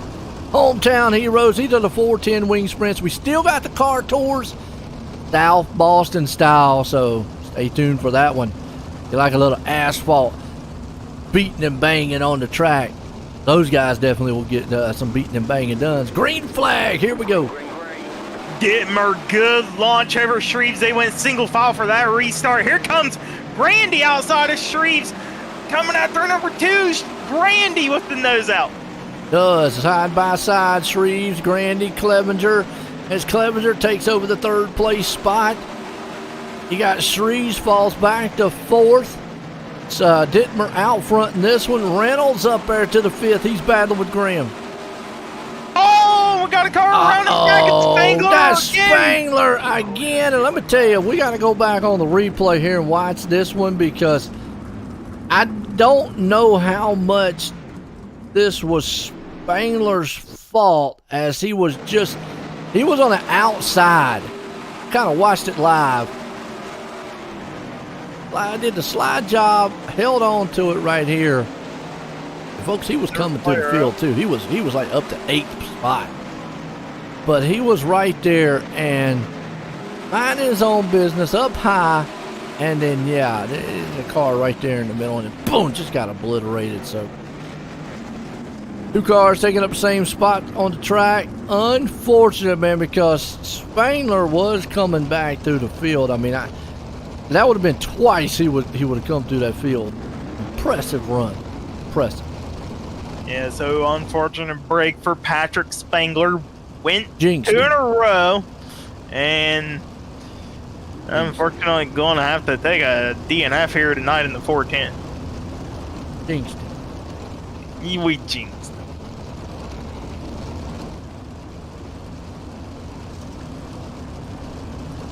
But Shreves, he dropped back a couple of spots there on the last restart. Was trying to keep the bottom rolling, just not enough momentum down there. Maybe high side is the key to be if you can hit it perfectly.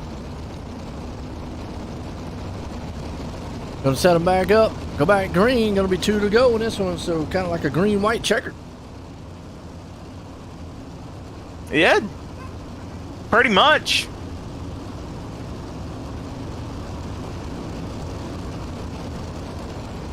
What an exciting night so far. Enjoyed it. I've enjoyed it as well, and don't go away, folks. Late model stock cars coming up at the 410 division. We are going back green. Dittmer out with a good lead over Brandy. Absolutely. Solid run. Out front, green flag. He's going to catch that white flag next time around. Dittmer, white flag in the air. Grandy, couple more corners to give it a shot. He looks on the bottom side. Not enough momentum, but can Clevenger steal second away from Grandy? Clevenger putting it on the high shelf around Grandy. Drag race for a second. Dittmer wins. Got it. Clevenger got it. Wow. Out of the last one. Pulled it off. But Dittmer holding them off here tonight for the 410 wing sprints. Whew. What a finish to this one. What a race. Can't get a couple of these guys up here and get a word with them.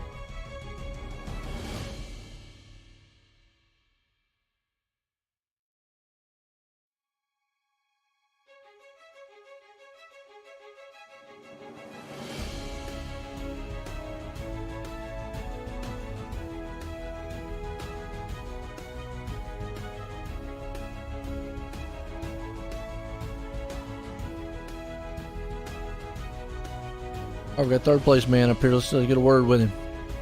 Hey, Joseph, you got a copy on me? Nope. There we go. How you doing?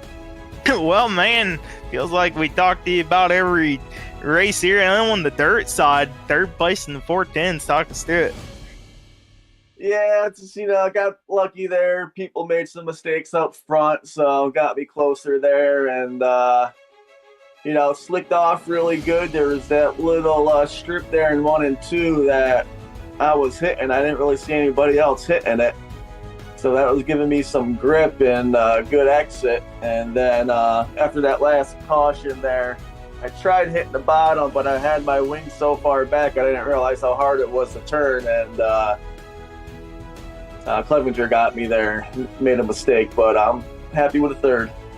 Well, you mentioned the wing. Just tell the fans how much moving that wing back versus moving it forward helps or hurts that car. When it's all the way forward, you want all the way forward for a tacky track. When you move it back, the steering gets tighter. It makes it easier to control. So when it slicks off, you want to move it back to where you feel comfortable and you won't spin your wheels as much. Well, very good insight. You got anybody you'd like to thank for your outstanding performance? Yeah, I'd like to thank Catalytic Recovery, West End Towing. Congratulations to Brandon there on the win. The guys over at Training Wheels Racing. You guys again for doing a broadcast coast to coast, all the sponsors, and all the guys behind the scenes. There you have it, folks. Your third place driver, Joseph Grandy. Yeah, Thanks. did a good job, man, tonight, like you said. So, for second place man here, Clevenger, who was just did an awesome job, too, finishing it out.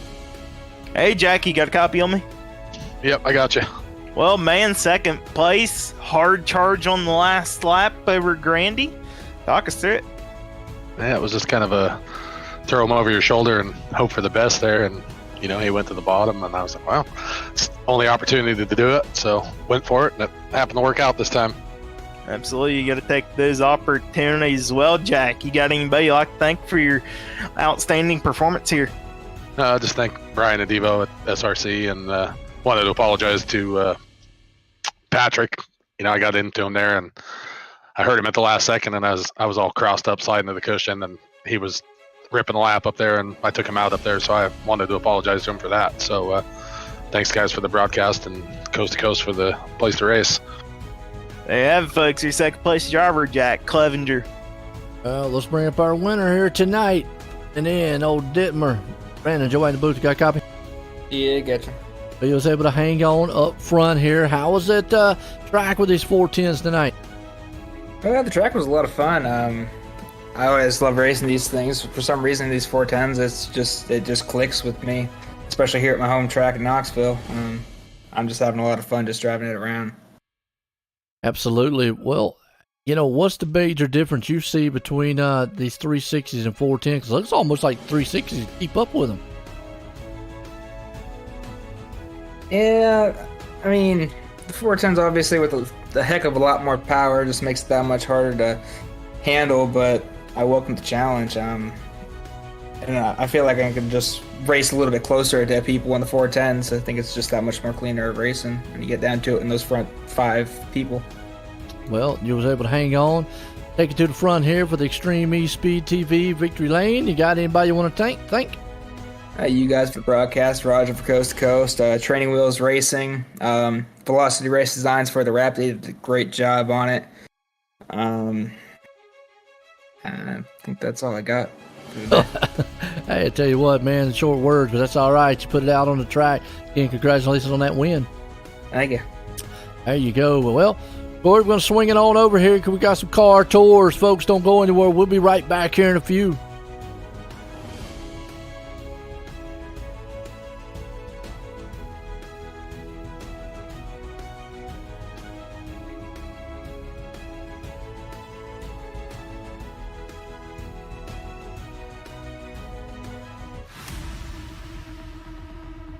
Before they go fast and start to power slide, we salute you with the big blocks 4 wide, the crowd pounding, earth shaking, window rattling beasts of the Northeast. It's the big block modified Super Dirt Car Series.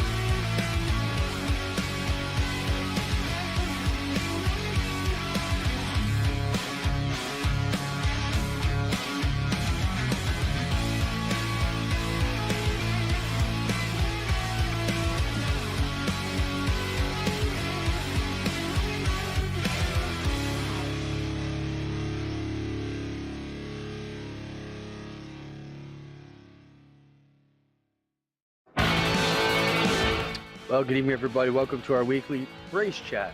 Adam Ross and Clinton Jeffrey are live and interactive every Tuesday night. Rivals Race Chat is your home for race discussion, debate, news, interviews, and more. They'll even take your questions and comments live on the air and talk to some of the newsmakers each week. Tune in every Tuesday night at 8 p.m. on GeForce TV.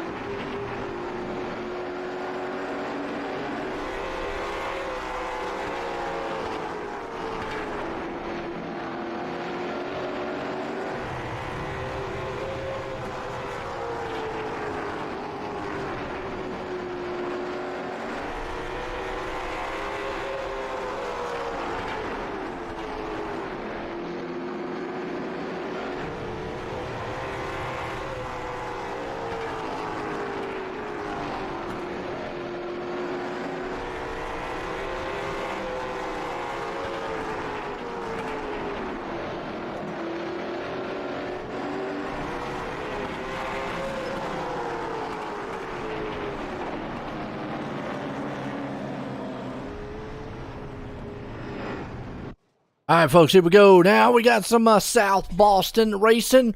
We go from the dirt to the asphalt here tonight for the Coast to Coast Racing League qualifying. Now, earlier you heard me out there reading about qualifying.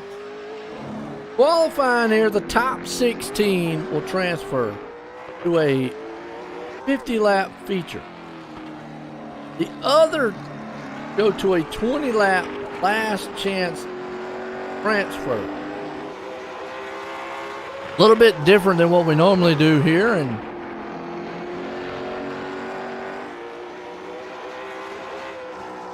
basically top in the 16 go. Of course, we got out here.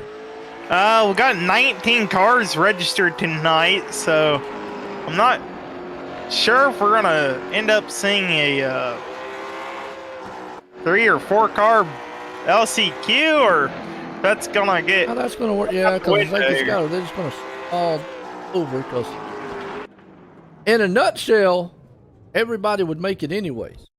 With only 19 cars. Maybe Roger out there can give us a update on how that's going to work. I mean, if we had a 40-30 car field or something like that, maybe 30 car field, that would be different. How it's going to work on a quarter car field, not quite sure. Don't want to.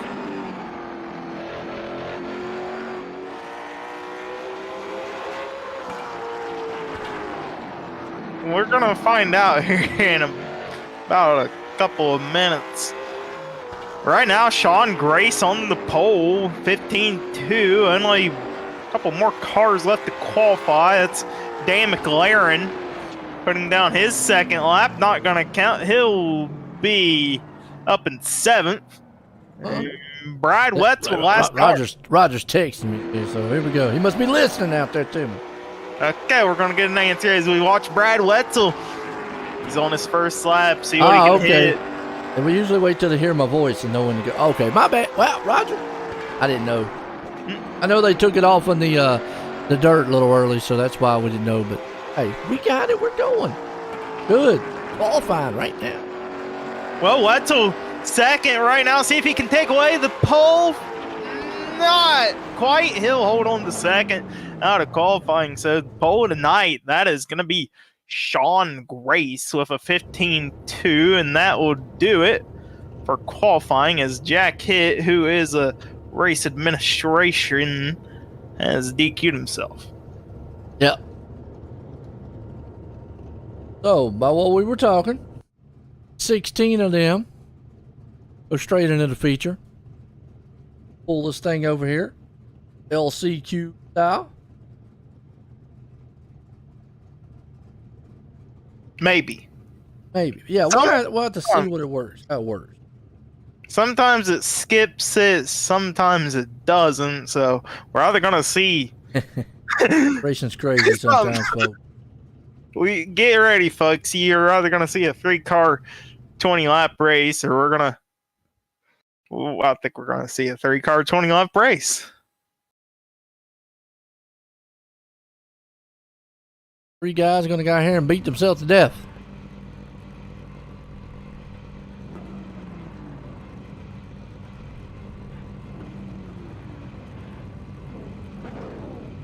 On dirt, it would have automatically flipped it over. I think asphalt's a little different. That's all right. That's all right. What we got? Got John Crumpet going to be out front there. Neil Strauss in second. Jeffrey Barker in third. 3 cars. All 3 transfer on. This is pretty much a small little practice for the race scenario later on. They're going to get to feel out what these cars can do in 20 laps. Yeah, they're going to get the advantage, I think, as far as like you just said, kind of a practice.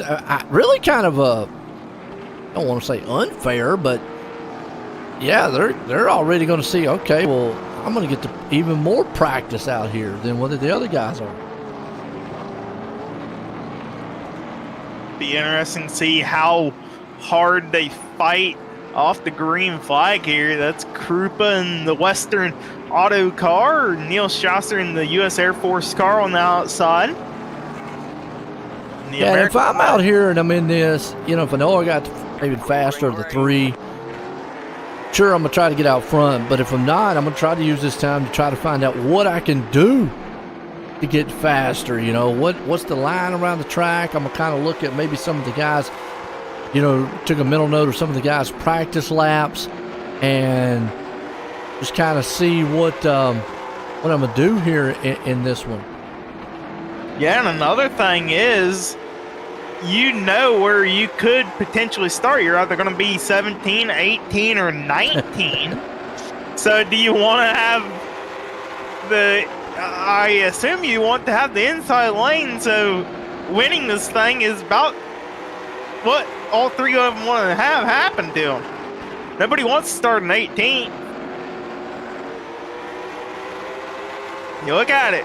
Neil Strausser, he is putting the pressure on. He is. And this is what you wanted to see, man. What I want to see, what can I do here? This is the time to practice. Can I pass a guy maybe on the outside? Can I pass a guy on the low side? What's my car going to do? What it's not going to do? Test the limits of the tires. I mean, this is where you want to do all that.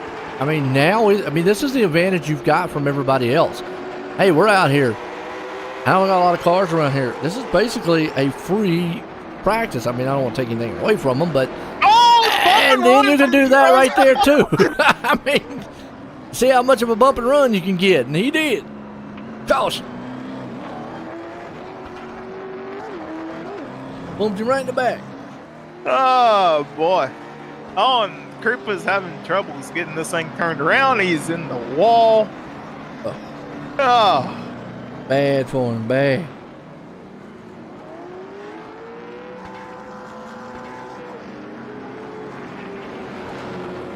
Well, that's one way of doing it.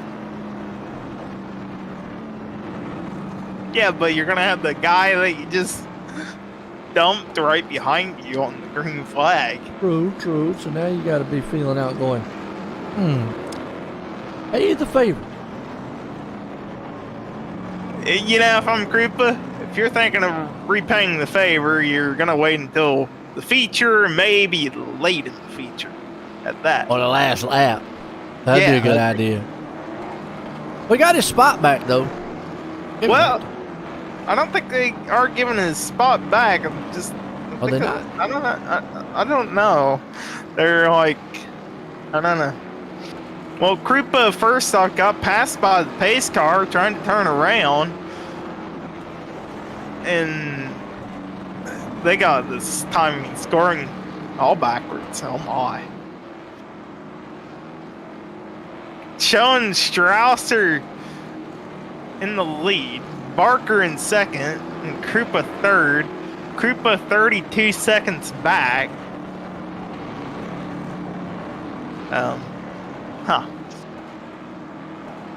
I think Krupa might get waved around here.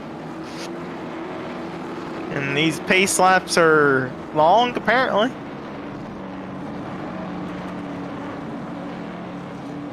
They're cleaning up. Usually about oil. 4 or 5 laps.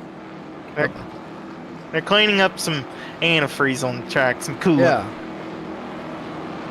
Poured it out. That's what happened. And yes, this track is just a tick smaller than Knoxville, which we just ran at, and something else if you haven't noticed. It's It don't look smaller, does it? It's a 4/10, and Knoxville's a half a mile, depending on where they measured both of them. Yeah. Now, I don't know if they measured on the outside or the inside of Knoxville, outside, inside, middle here. It just maybe the dirt makes it look like it's smaller. Maybe that's why. Green flag. Well, it also doesn't help that this track is way thinner. The third place guy, man, here we go. Well, he got waved around and didn't catch back up in time.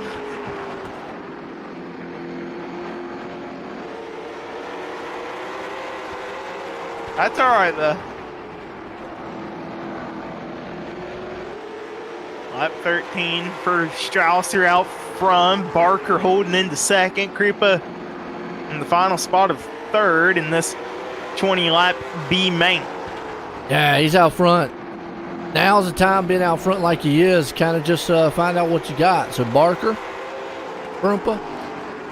And you're right that this is these guys are going to be basically battling for 17th, 18th, 19th is what they're battling for right now.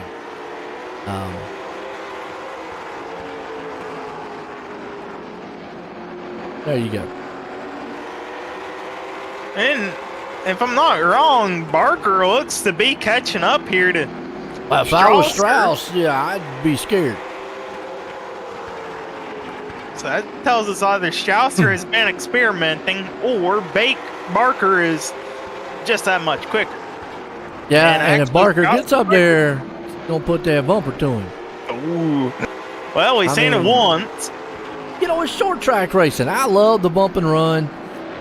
I know some people, you know, they frown upon it, but I'm old school when it comes to the true bump and run. I don't want to see somebody wrecking somebody. I don't want to see them running through them or get in the corner panel, man, or spinning somebody out.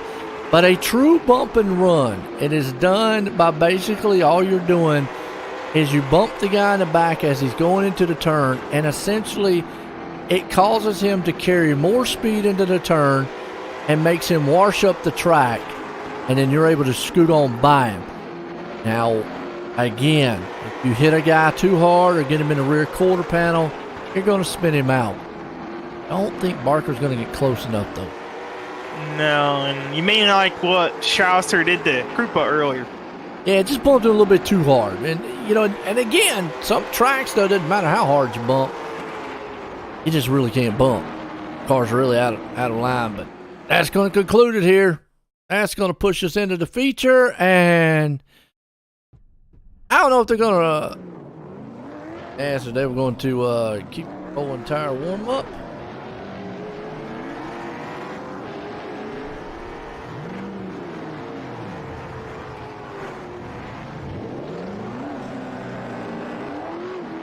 We'll see. Wait here just a second on the warm-up. A little bit longer than our normal ones.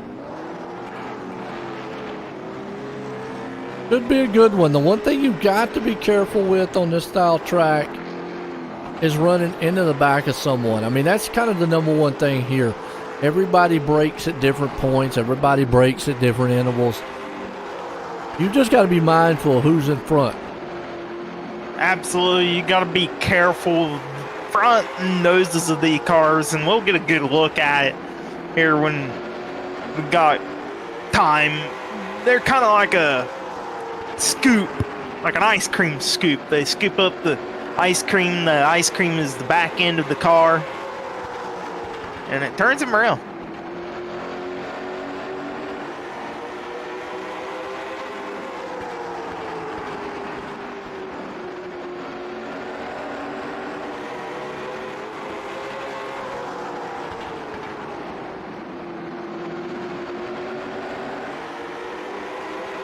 Like the drivers are having a vote to see if we advance on through this warm-up sooner. We just sit and wait, man. Talking a little bit. It's been a night here for the hometown heroes. You know, we kicked it off with the 305s, we had the 360 and the 410s. We got the car tours here. I would call them late models because car tours just really it sounds more like a series than a car. Well, iRacing calls it late model stock. They call it the Cars Tour LMSC, which is late model stock. I know. Look at that. Cody Graham, hard contact here in practice. Yeah, I mean, practice time where you know, figure out what you got. Oh, we got the Corgi car back out here tonight. That's Colin Johnson. Yeah, we do. Oh.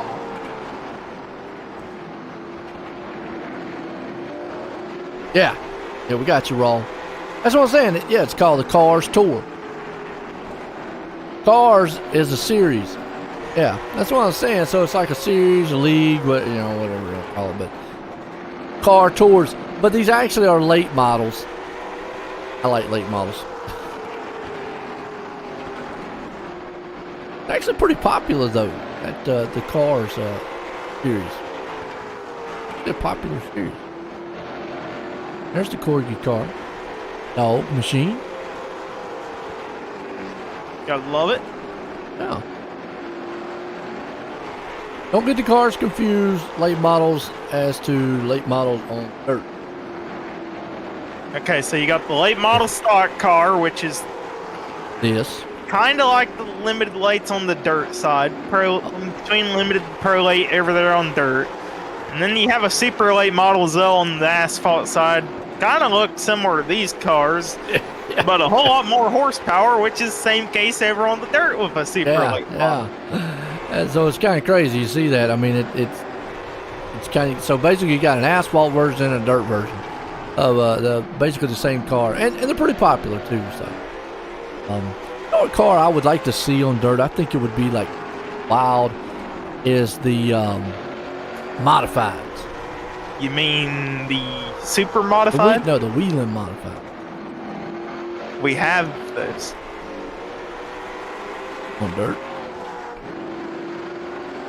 We have the Wheeling modifieds are on dirt. There. Okay, we have UMP modifieds. That's UMP, but okay, there is none. There is none. They don't look like it. Okay. The Wheeling modifieds. You know what I'm talking about? Okay, those don't have a dirt. I know they don't, but they would be cool to see them on dirt. That's what I'm trying to say. Okay. They would be kind of cool to see on dirt because they are an open wheel style car, and I think it would be. I mean, they didn't have trucks on dirt before. NASCAR put them on dirt. Okay. So I would got the Wheeling modified. That would be kind of cool. Put some dirt tires on them and see what they could do on dirt.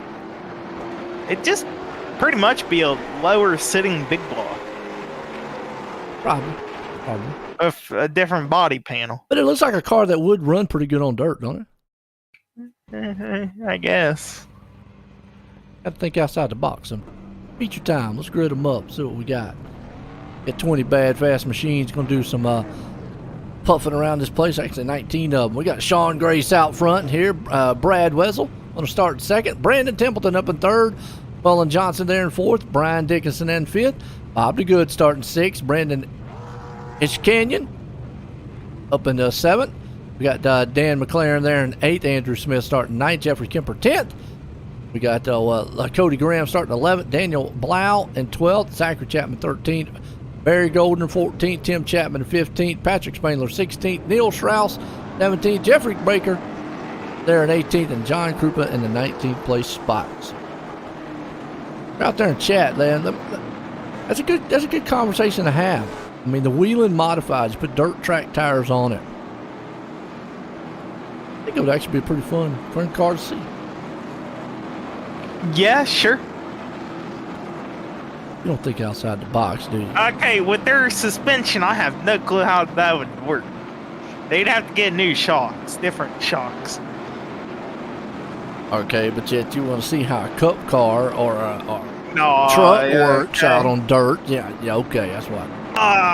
Okay, good point. I see, Okay, good. They'd probably be in lines with the cup. Yeah, see, man. Lord. Sean Grace on the point over, I assume, teammate Brad Wetzel. Yes. Getting set here tonight, Hometown Heroes. Flatline Racing Bodies here, setting it all for us. Car Tours here, South Boston. Grace is out front in this one. Early with Wetzel there behind him. Templeton, Johnston's going to get stuck up high. I'm not quite sure that's where you want to be here, though. No, you do not. You'll get freight trained around the bottom. If you stay up there too long, he finds the hole. That's back in fifth. Bob DeGood in there back there. Somebody trying to get a Whataburger out of him. That's Dan McLaren on the high side of Bob DeGood, trying to keep that car as far up as he can right now. Battling for sixth. See if he can't pull ahead of Bob DeGood, but he needs Colin Johnson pull up. Oh, contact! Woo. That's how you make a hole. That is. He's able to get there. Behind him, you got Kemper and Smith going to go door to door. kind of flying out of the turns, like you just said, a little bit of contact. You're going to see that. It's short track racing. You're going to get out here, man, rubbing some fenders, beating each other. This is what it's about. Right now, hard charger, that's Neil Strausser, who won our little heat race of 3 cars a little bit ago. Yeah. Got the Air Force machine out here. Uh-oh, Templeton around. Back on the Malcolm Mills replay. See what happened. Templeton is around. And just a little bit too much gas coming out of the turn. So back here to Malcolm Mills replay. All right. Bad. Templeton still trying to get that automobile turned around. That's such a Hit the tight gas track. and turn it. You gotta pop the clutch in and give her some gas, boy. Hit the clutch part. Just manage the gas hard and turn right. Okay. Left or whatever. Left. Put that thing around. The sound effects. No. I love it. I wonder if they'll give him his lap back, considering he kind of had no choice but to wait.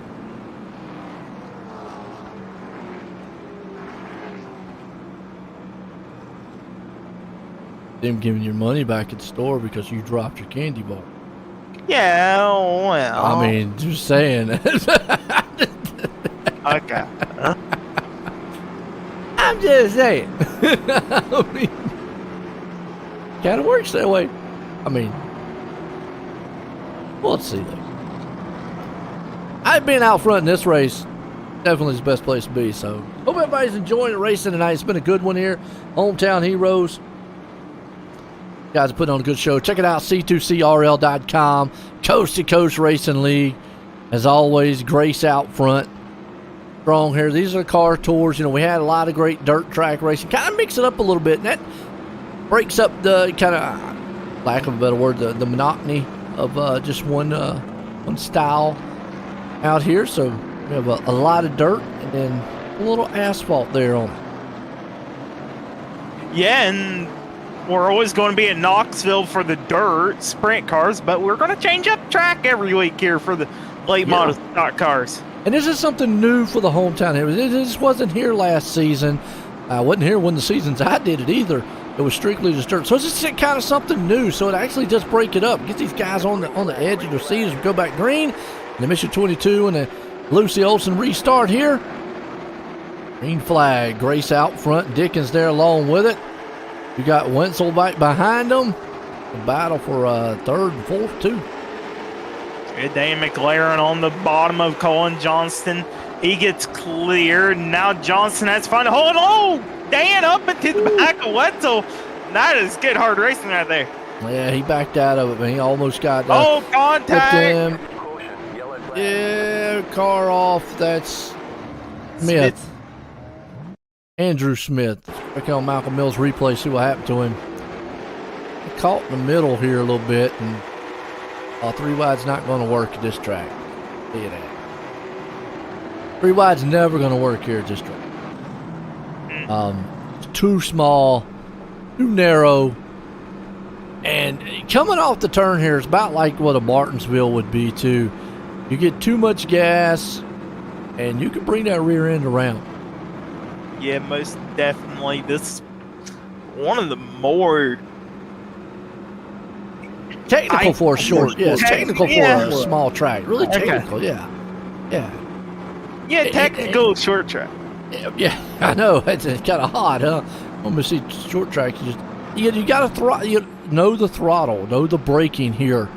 You can't just get on there and hammer it down every corner and every turn coming off. You've got to really have that egg underneath the throttle and be very, very calm with it. So you just got to be very, very mindful for.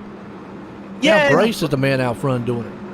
And the other thing is, this track, it handles differently in each kind of car. I've seen some cars, they are able to put it below the yellow line that we see on the inside. Some cars, you just can't dip below the yellow line. We might see it in these cars. They got a lot of grip. It just really depends on how much power they can pull out of them on the exits. True, and again, you talk about some of the known short tracks, Martinsville, North Wilkesboro, some of those where you really got to be throttle controlled coming out of turns. You can't just hammer it back down. You almost got to have the car kind of straight. When you get into these real short tracks like South Boston here, Myrtle Beach, I think Speedway, Concord, some of those that are just, again, down in what the dirt short track area is, really got to be mindful of your throttle. But we're getting set here to go back green. I'll fire this thing off on the Mission 22 restart zone here tonight. Good old Lucy Olson, green flags is number 1 in our hearts, but she's number 3 on the court too. Number 1 in our hearts. Get your Lucy Olson basketball's fun gear. Green flag goes here tonight for him. Race out front. He gets that jump on the field pretty good. Yes, he does. And Dickens able to get that hole on the bottom. He'll hold on the third. Wetzel on the inside of Dan McLaren, and they are 2x2 behind those two as well. That's Cole Johnson, Cody Graham. Cody utilizing that outside lane pretty good right now. He is up 6 spots. Yes, you've got Wetzel right now hanging on to 4th, and like you said, up 6 spots is old Graham. So he's coming up through the field, and a few cars in the back here battling around about 11th, 10th place spot. 37 machine. Chapman, he went up in that wall and banged it a little bit. I think he made contact. He got real close to it, though. He did. And slid off just a little. Oh, contact! That's the green car. That's Daniel Blow around. Yeah. Saudi Dog caution is out. Watched that one live. He just looped it around like a lemon car. Uh-oh. And we got Grace, the leader. Oh, no. What in the world? Black and whites one more time. Our leader up here. He should get back to me. That was already a caution. Giving him a spot back. What's out? Sometimes I race and will, sometimes it won't. Comes out.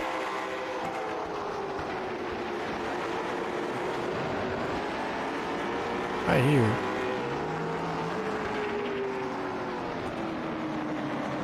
Caution is out here. They're slowed up. Poor miscommunication. He went down, because he was going down, and then the other car just came down him, and it's like, you got to know, I'm coming. Blow up. That would be a job for race control, letting the wrecked driver know when they're clear to. We still got other cars in front around. to it went around. Oh, who's the other ones that went around there?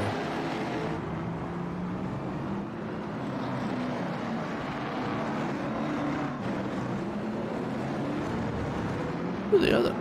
That the 08 also? Looked like Templeton and Goldner. So action under caution here. We'll watch this one more time here.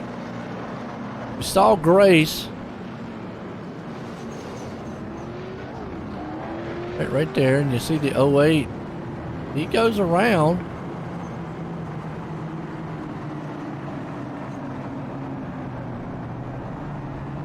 Okay, it's not the 08, it's the... It was Goldner and company.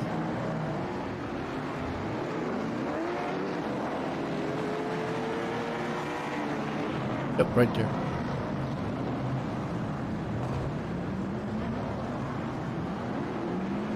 We're about to get green.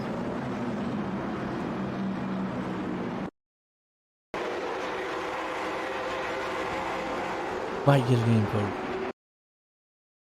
Real quick. This is the fastest you'll see these cars go around the track. Oh, no. Oh, he clipped and got a hold of... He got clipped by the car that came down, so... Back green! here for the Lucy Olson green flag here, but just showing off some of those replays because it was just kind of some extracurricular right there. It was kind of wild. But you see Grace did get his place back. Now, the damage on his front, being that this is such a short track, it should not hurt him really here on this track.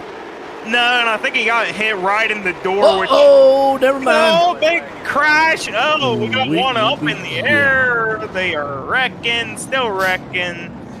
Woo. That was a huge one.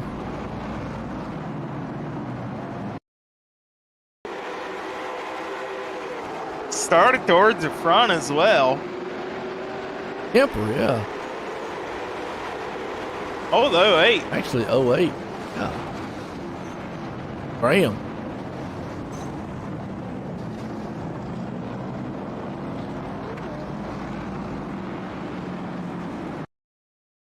Watch one more time. Yeah, he just went in there. The little bump between the 88 and the 8's right there. That's Graham. Down low. Catches the apron. That's fine. Okay, he's fine right there. Still side by side, they're fine. Oh, they just got together. And then, man, from there, it's just nowhere to go. I mean, nowhere to go. Carnage and chaos here. South Boston, that's track racing for you. Now, these cautions might be helping out Sean Grace because he's just able to take off cautions pretty rapidly under yellow and then takes them off pretty rapidly under green flag. The more cautions we run under yellow, the less he has to hold off people under green.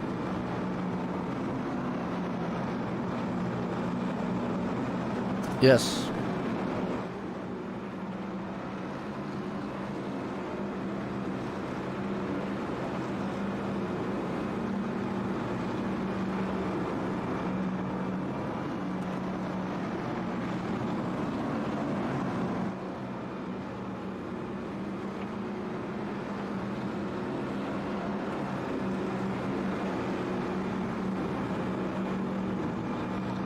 So Sean Grace still out front over Brian Dickens, Brad Wetzel, Cullen Johnston, Zachary Chapman up 8 spots into 5th. Your hard charger, that's John Krupa, not too far behind.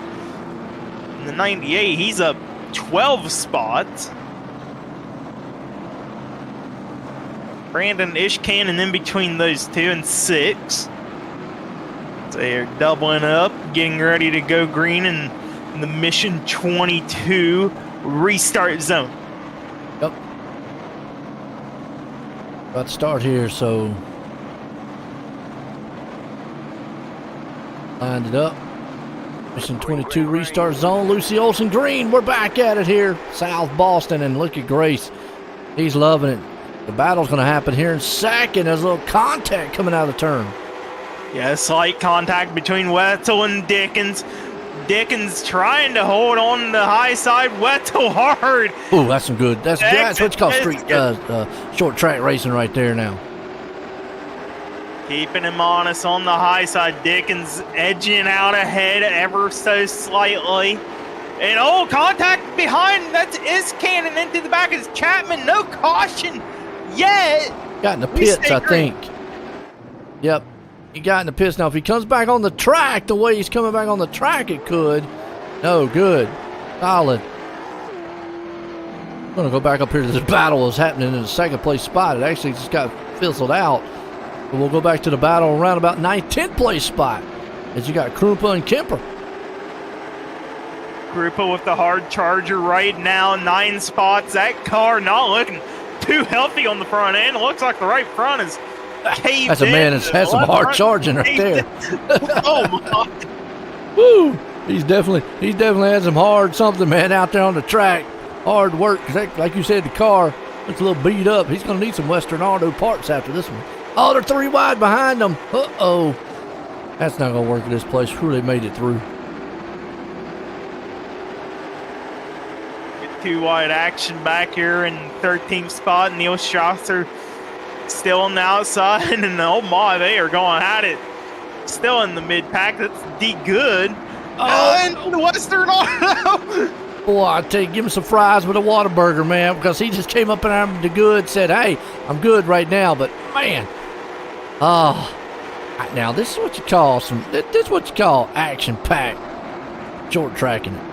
Oh, we got a battle for the lead. Dickens is caught up to the back end of Grace. Uh-oh. I think we missed the best part. They all four about crash, but they are going at it. They're crashing in the back, crashing in the front, and they might be trying to crash in the pits because there's a good one here with 8 to go.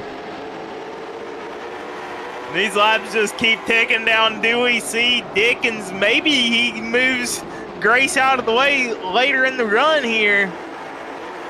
Yeah, the bump and run could come into play. He's got to do it just right. Don't want to wreck the guy. 7 to go. He's right there. He probably feels like he's a little bit faster, but he's got to figure it out, a line around. I mean, Grace has got that preferred line down low.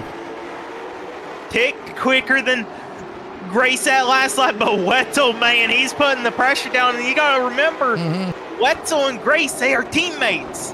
Oh, yeah. So how much racing hard are they going to do? And you see Wetzel there back in third. Time's running out here on this quick track here, South Boston. Well, you know, Wetzel would probably like to put that car into second place. Does he do a bump and run to get second over Dickens?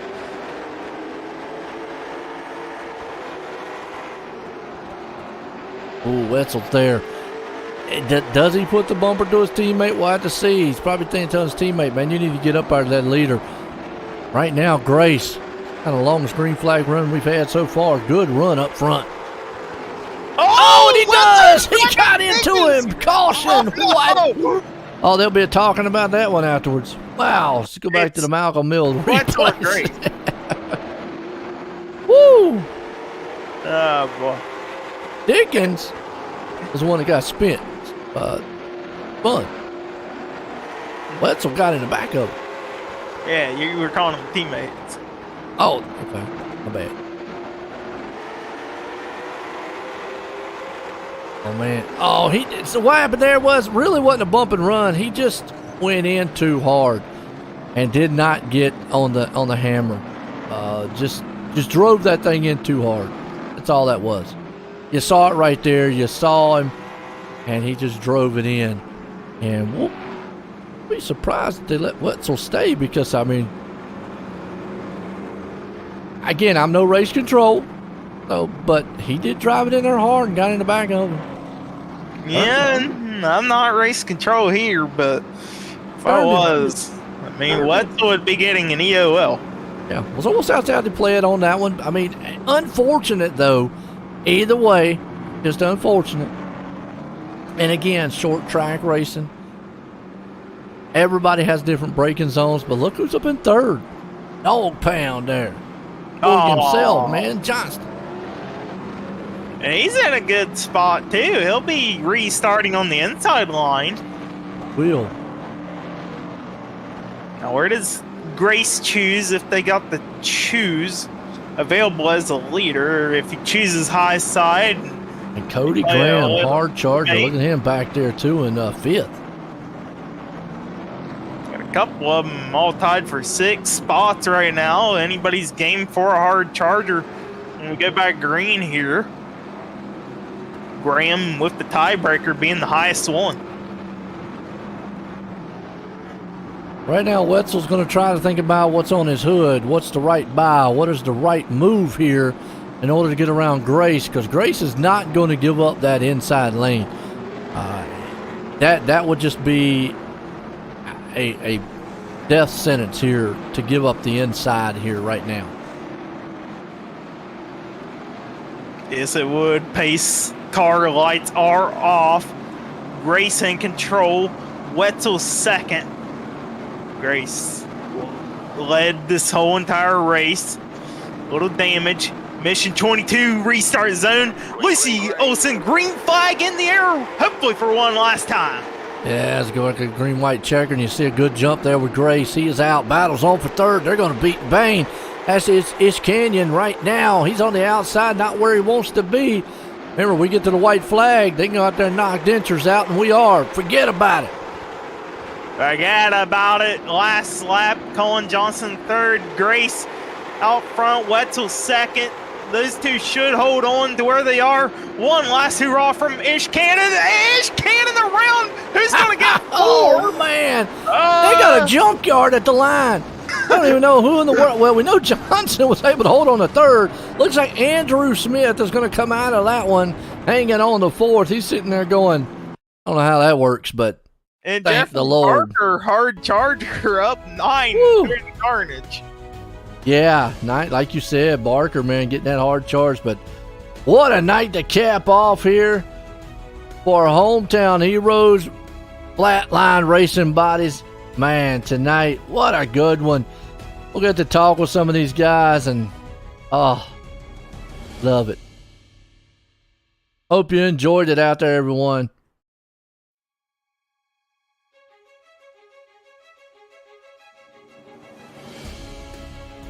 This has been a good night so far.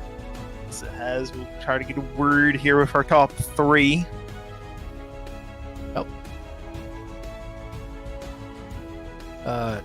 Johnson up here. Well, with him. Hey, Colin, you got a copy on me? Yes, I got you. You guys got me? Yeah, got you, man. Oh, well, third here at South Boston. A little bit of a last hoorah for Green White Checkered. Talk us through that. Yeah, I just don't think I quite had the speed, and I had a bad restart. They're really kind of content with those two up front, but it was definitely a solid finish, and been definitely trying to rack up the points for the championship at the end of the season. So that will go a long way to top 3. Absolutely, top 3s definitely can get you into a championship. You got anybody I can thank tonight for your outstanding performance? Yep, Wild Goslin Racing, Team Watson Racing Setups, my wife for putting up with us always, and the league admins and everyone that puts on this league. They do a great job with that. There you have it, folks. Your third place driver, Colin Johnston. Yeah, it's a good run by him tonight, like you said right there. Well, let's bring up our second place man here, Wetzel, who survived it. Hey, Brad, you get a copy on me? Yes, sir, I do. Well, man, you hold on to second here at the end of South Boston. You got a little bit of contact with Dickens. Just talk us through your strategy all night long. That was definitely not part of the strategy. Yeah, there was more than a little contact, and that was entirely my fault. I owe him a big apology. I knew we were 5 to go-ish, and it was time to go, and I thought I could try to make a move to the outside there, and he just didn't turn in quite as quick as I thought, and I just flat out turned him. That was my fault. I don't know, something was weird with iRacing, and somehow I got my spot back. I felt I deserved, like I should have been on the tail there, but do what iRacing says, I guess.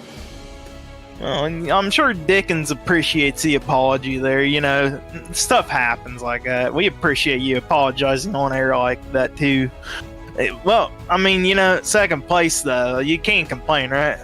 Yeah, no, the car was good. It was definitely a fun race. I think I had a top 3 car, 4th, 5th. I know a couple guys got tore up early on there that were quick too, so it was definitely a fun race. There was lots of pressure.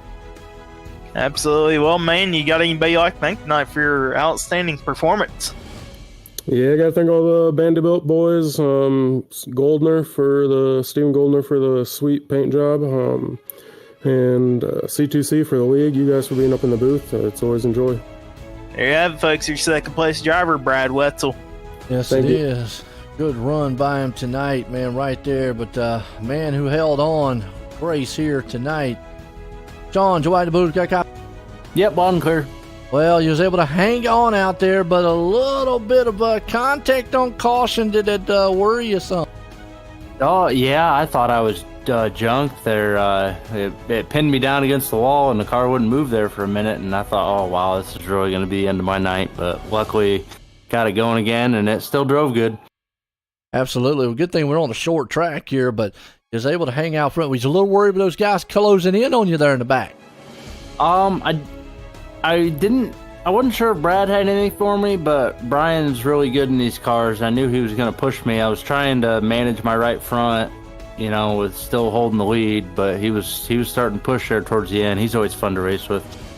Well, no doubt. You was able to put in the victory lane here for the Extreme E-Speed TV victory lane. You got anybody you want to thank for a good win? Oh, yeah. Thanks to you guys for putting on the broadcast. And thanks to C2C. All the guys put in a lot of time to make this go smooth. Stephen Goldner and the Vanderbilt boys for the paint scheme. And Brad for talking me into racing tonight. I wasn't going to race, but he talked me into it. Hey, well, good thing you did. You was able to put in victory lane. And congratulations there, Sean. Thank you. Well, I tell you what, Corey, what a way, man, to cap this off here tonight. I mean, this was... It had everything tonight. It was awesome. Absolutely had 3 good dirt races, 3 different variations of dirt races of that, with 3 different types of wing sprint cars. We had the late model stocks. These were exciting around 410 South Boston, and it was just all around amazing tonight. Yes, it was. Well, I'm going to say this right here for myself and everyone at the Coast2Coast Racing League. Hope you enjoyed it here for the Flatline Racing Bodies Hometown Heroes. Check us out on C2CRL.com and here on Coast2Coast Racing Network on YouTube. For myself here and Corey and all the folks out there, man, to make this thing happen, everyone, have a good night.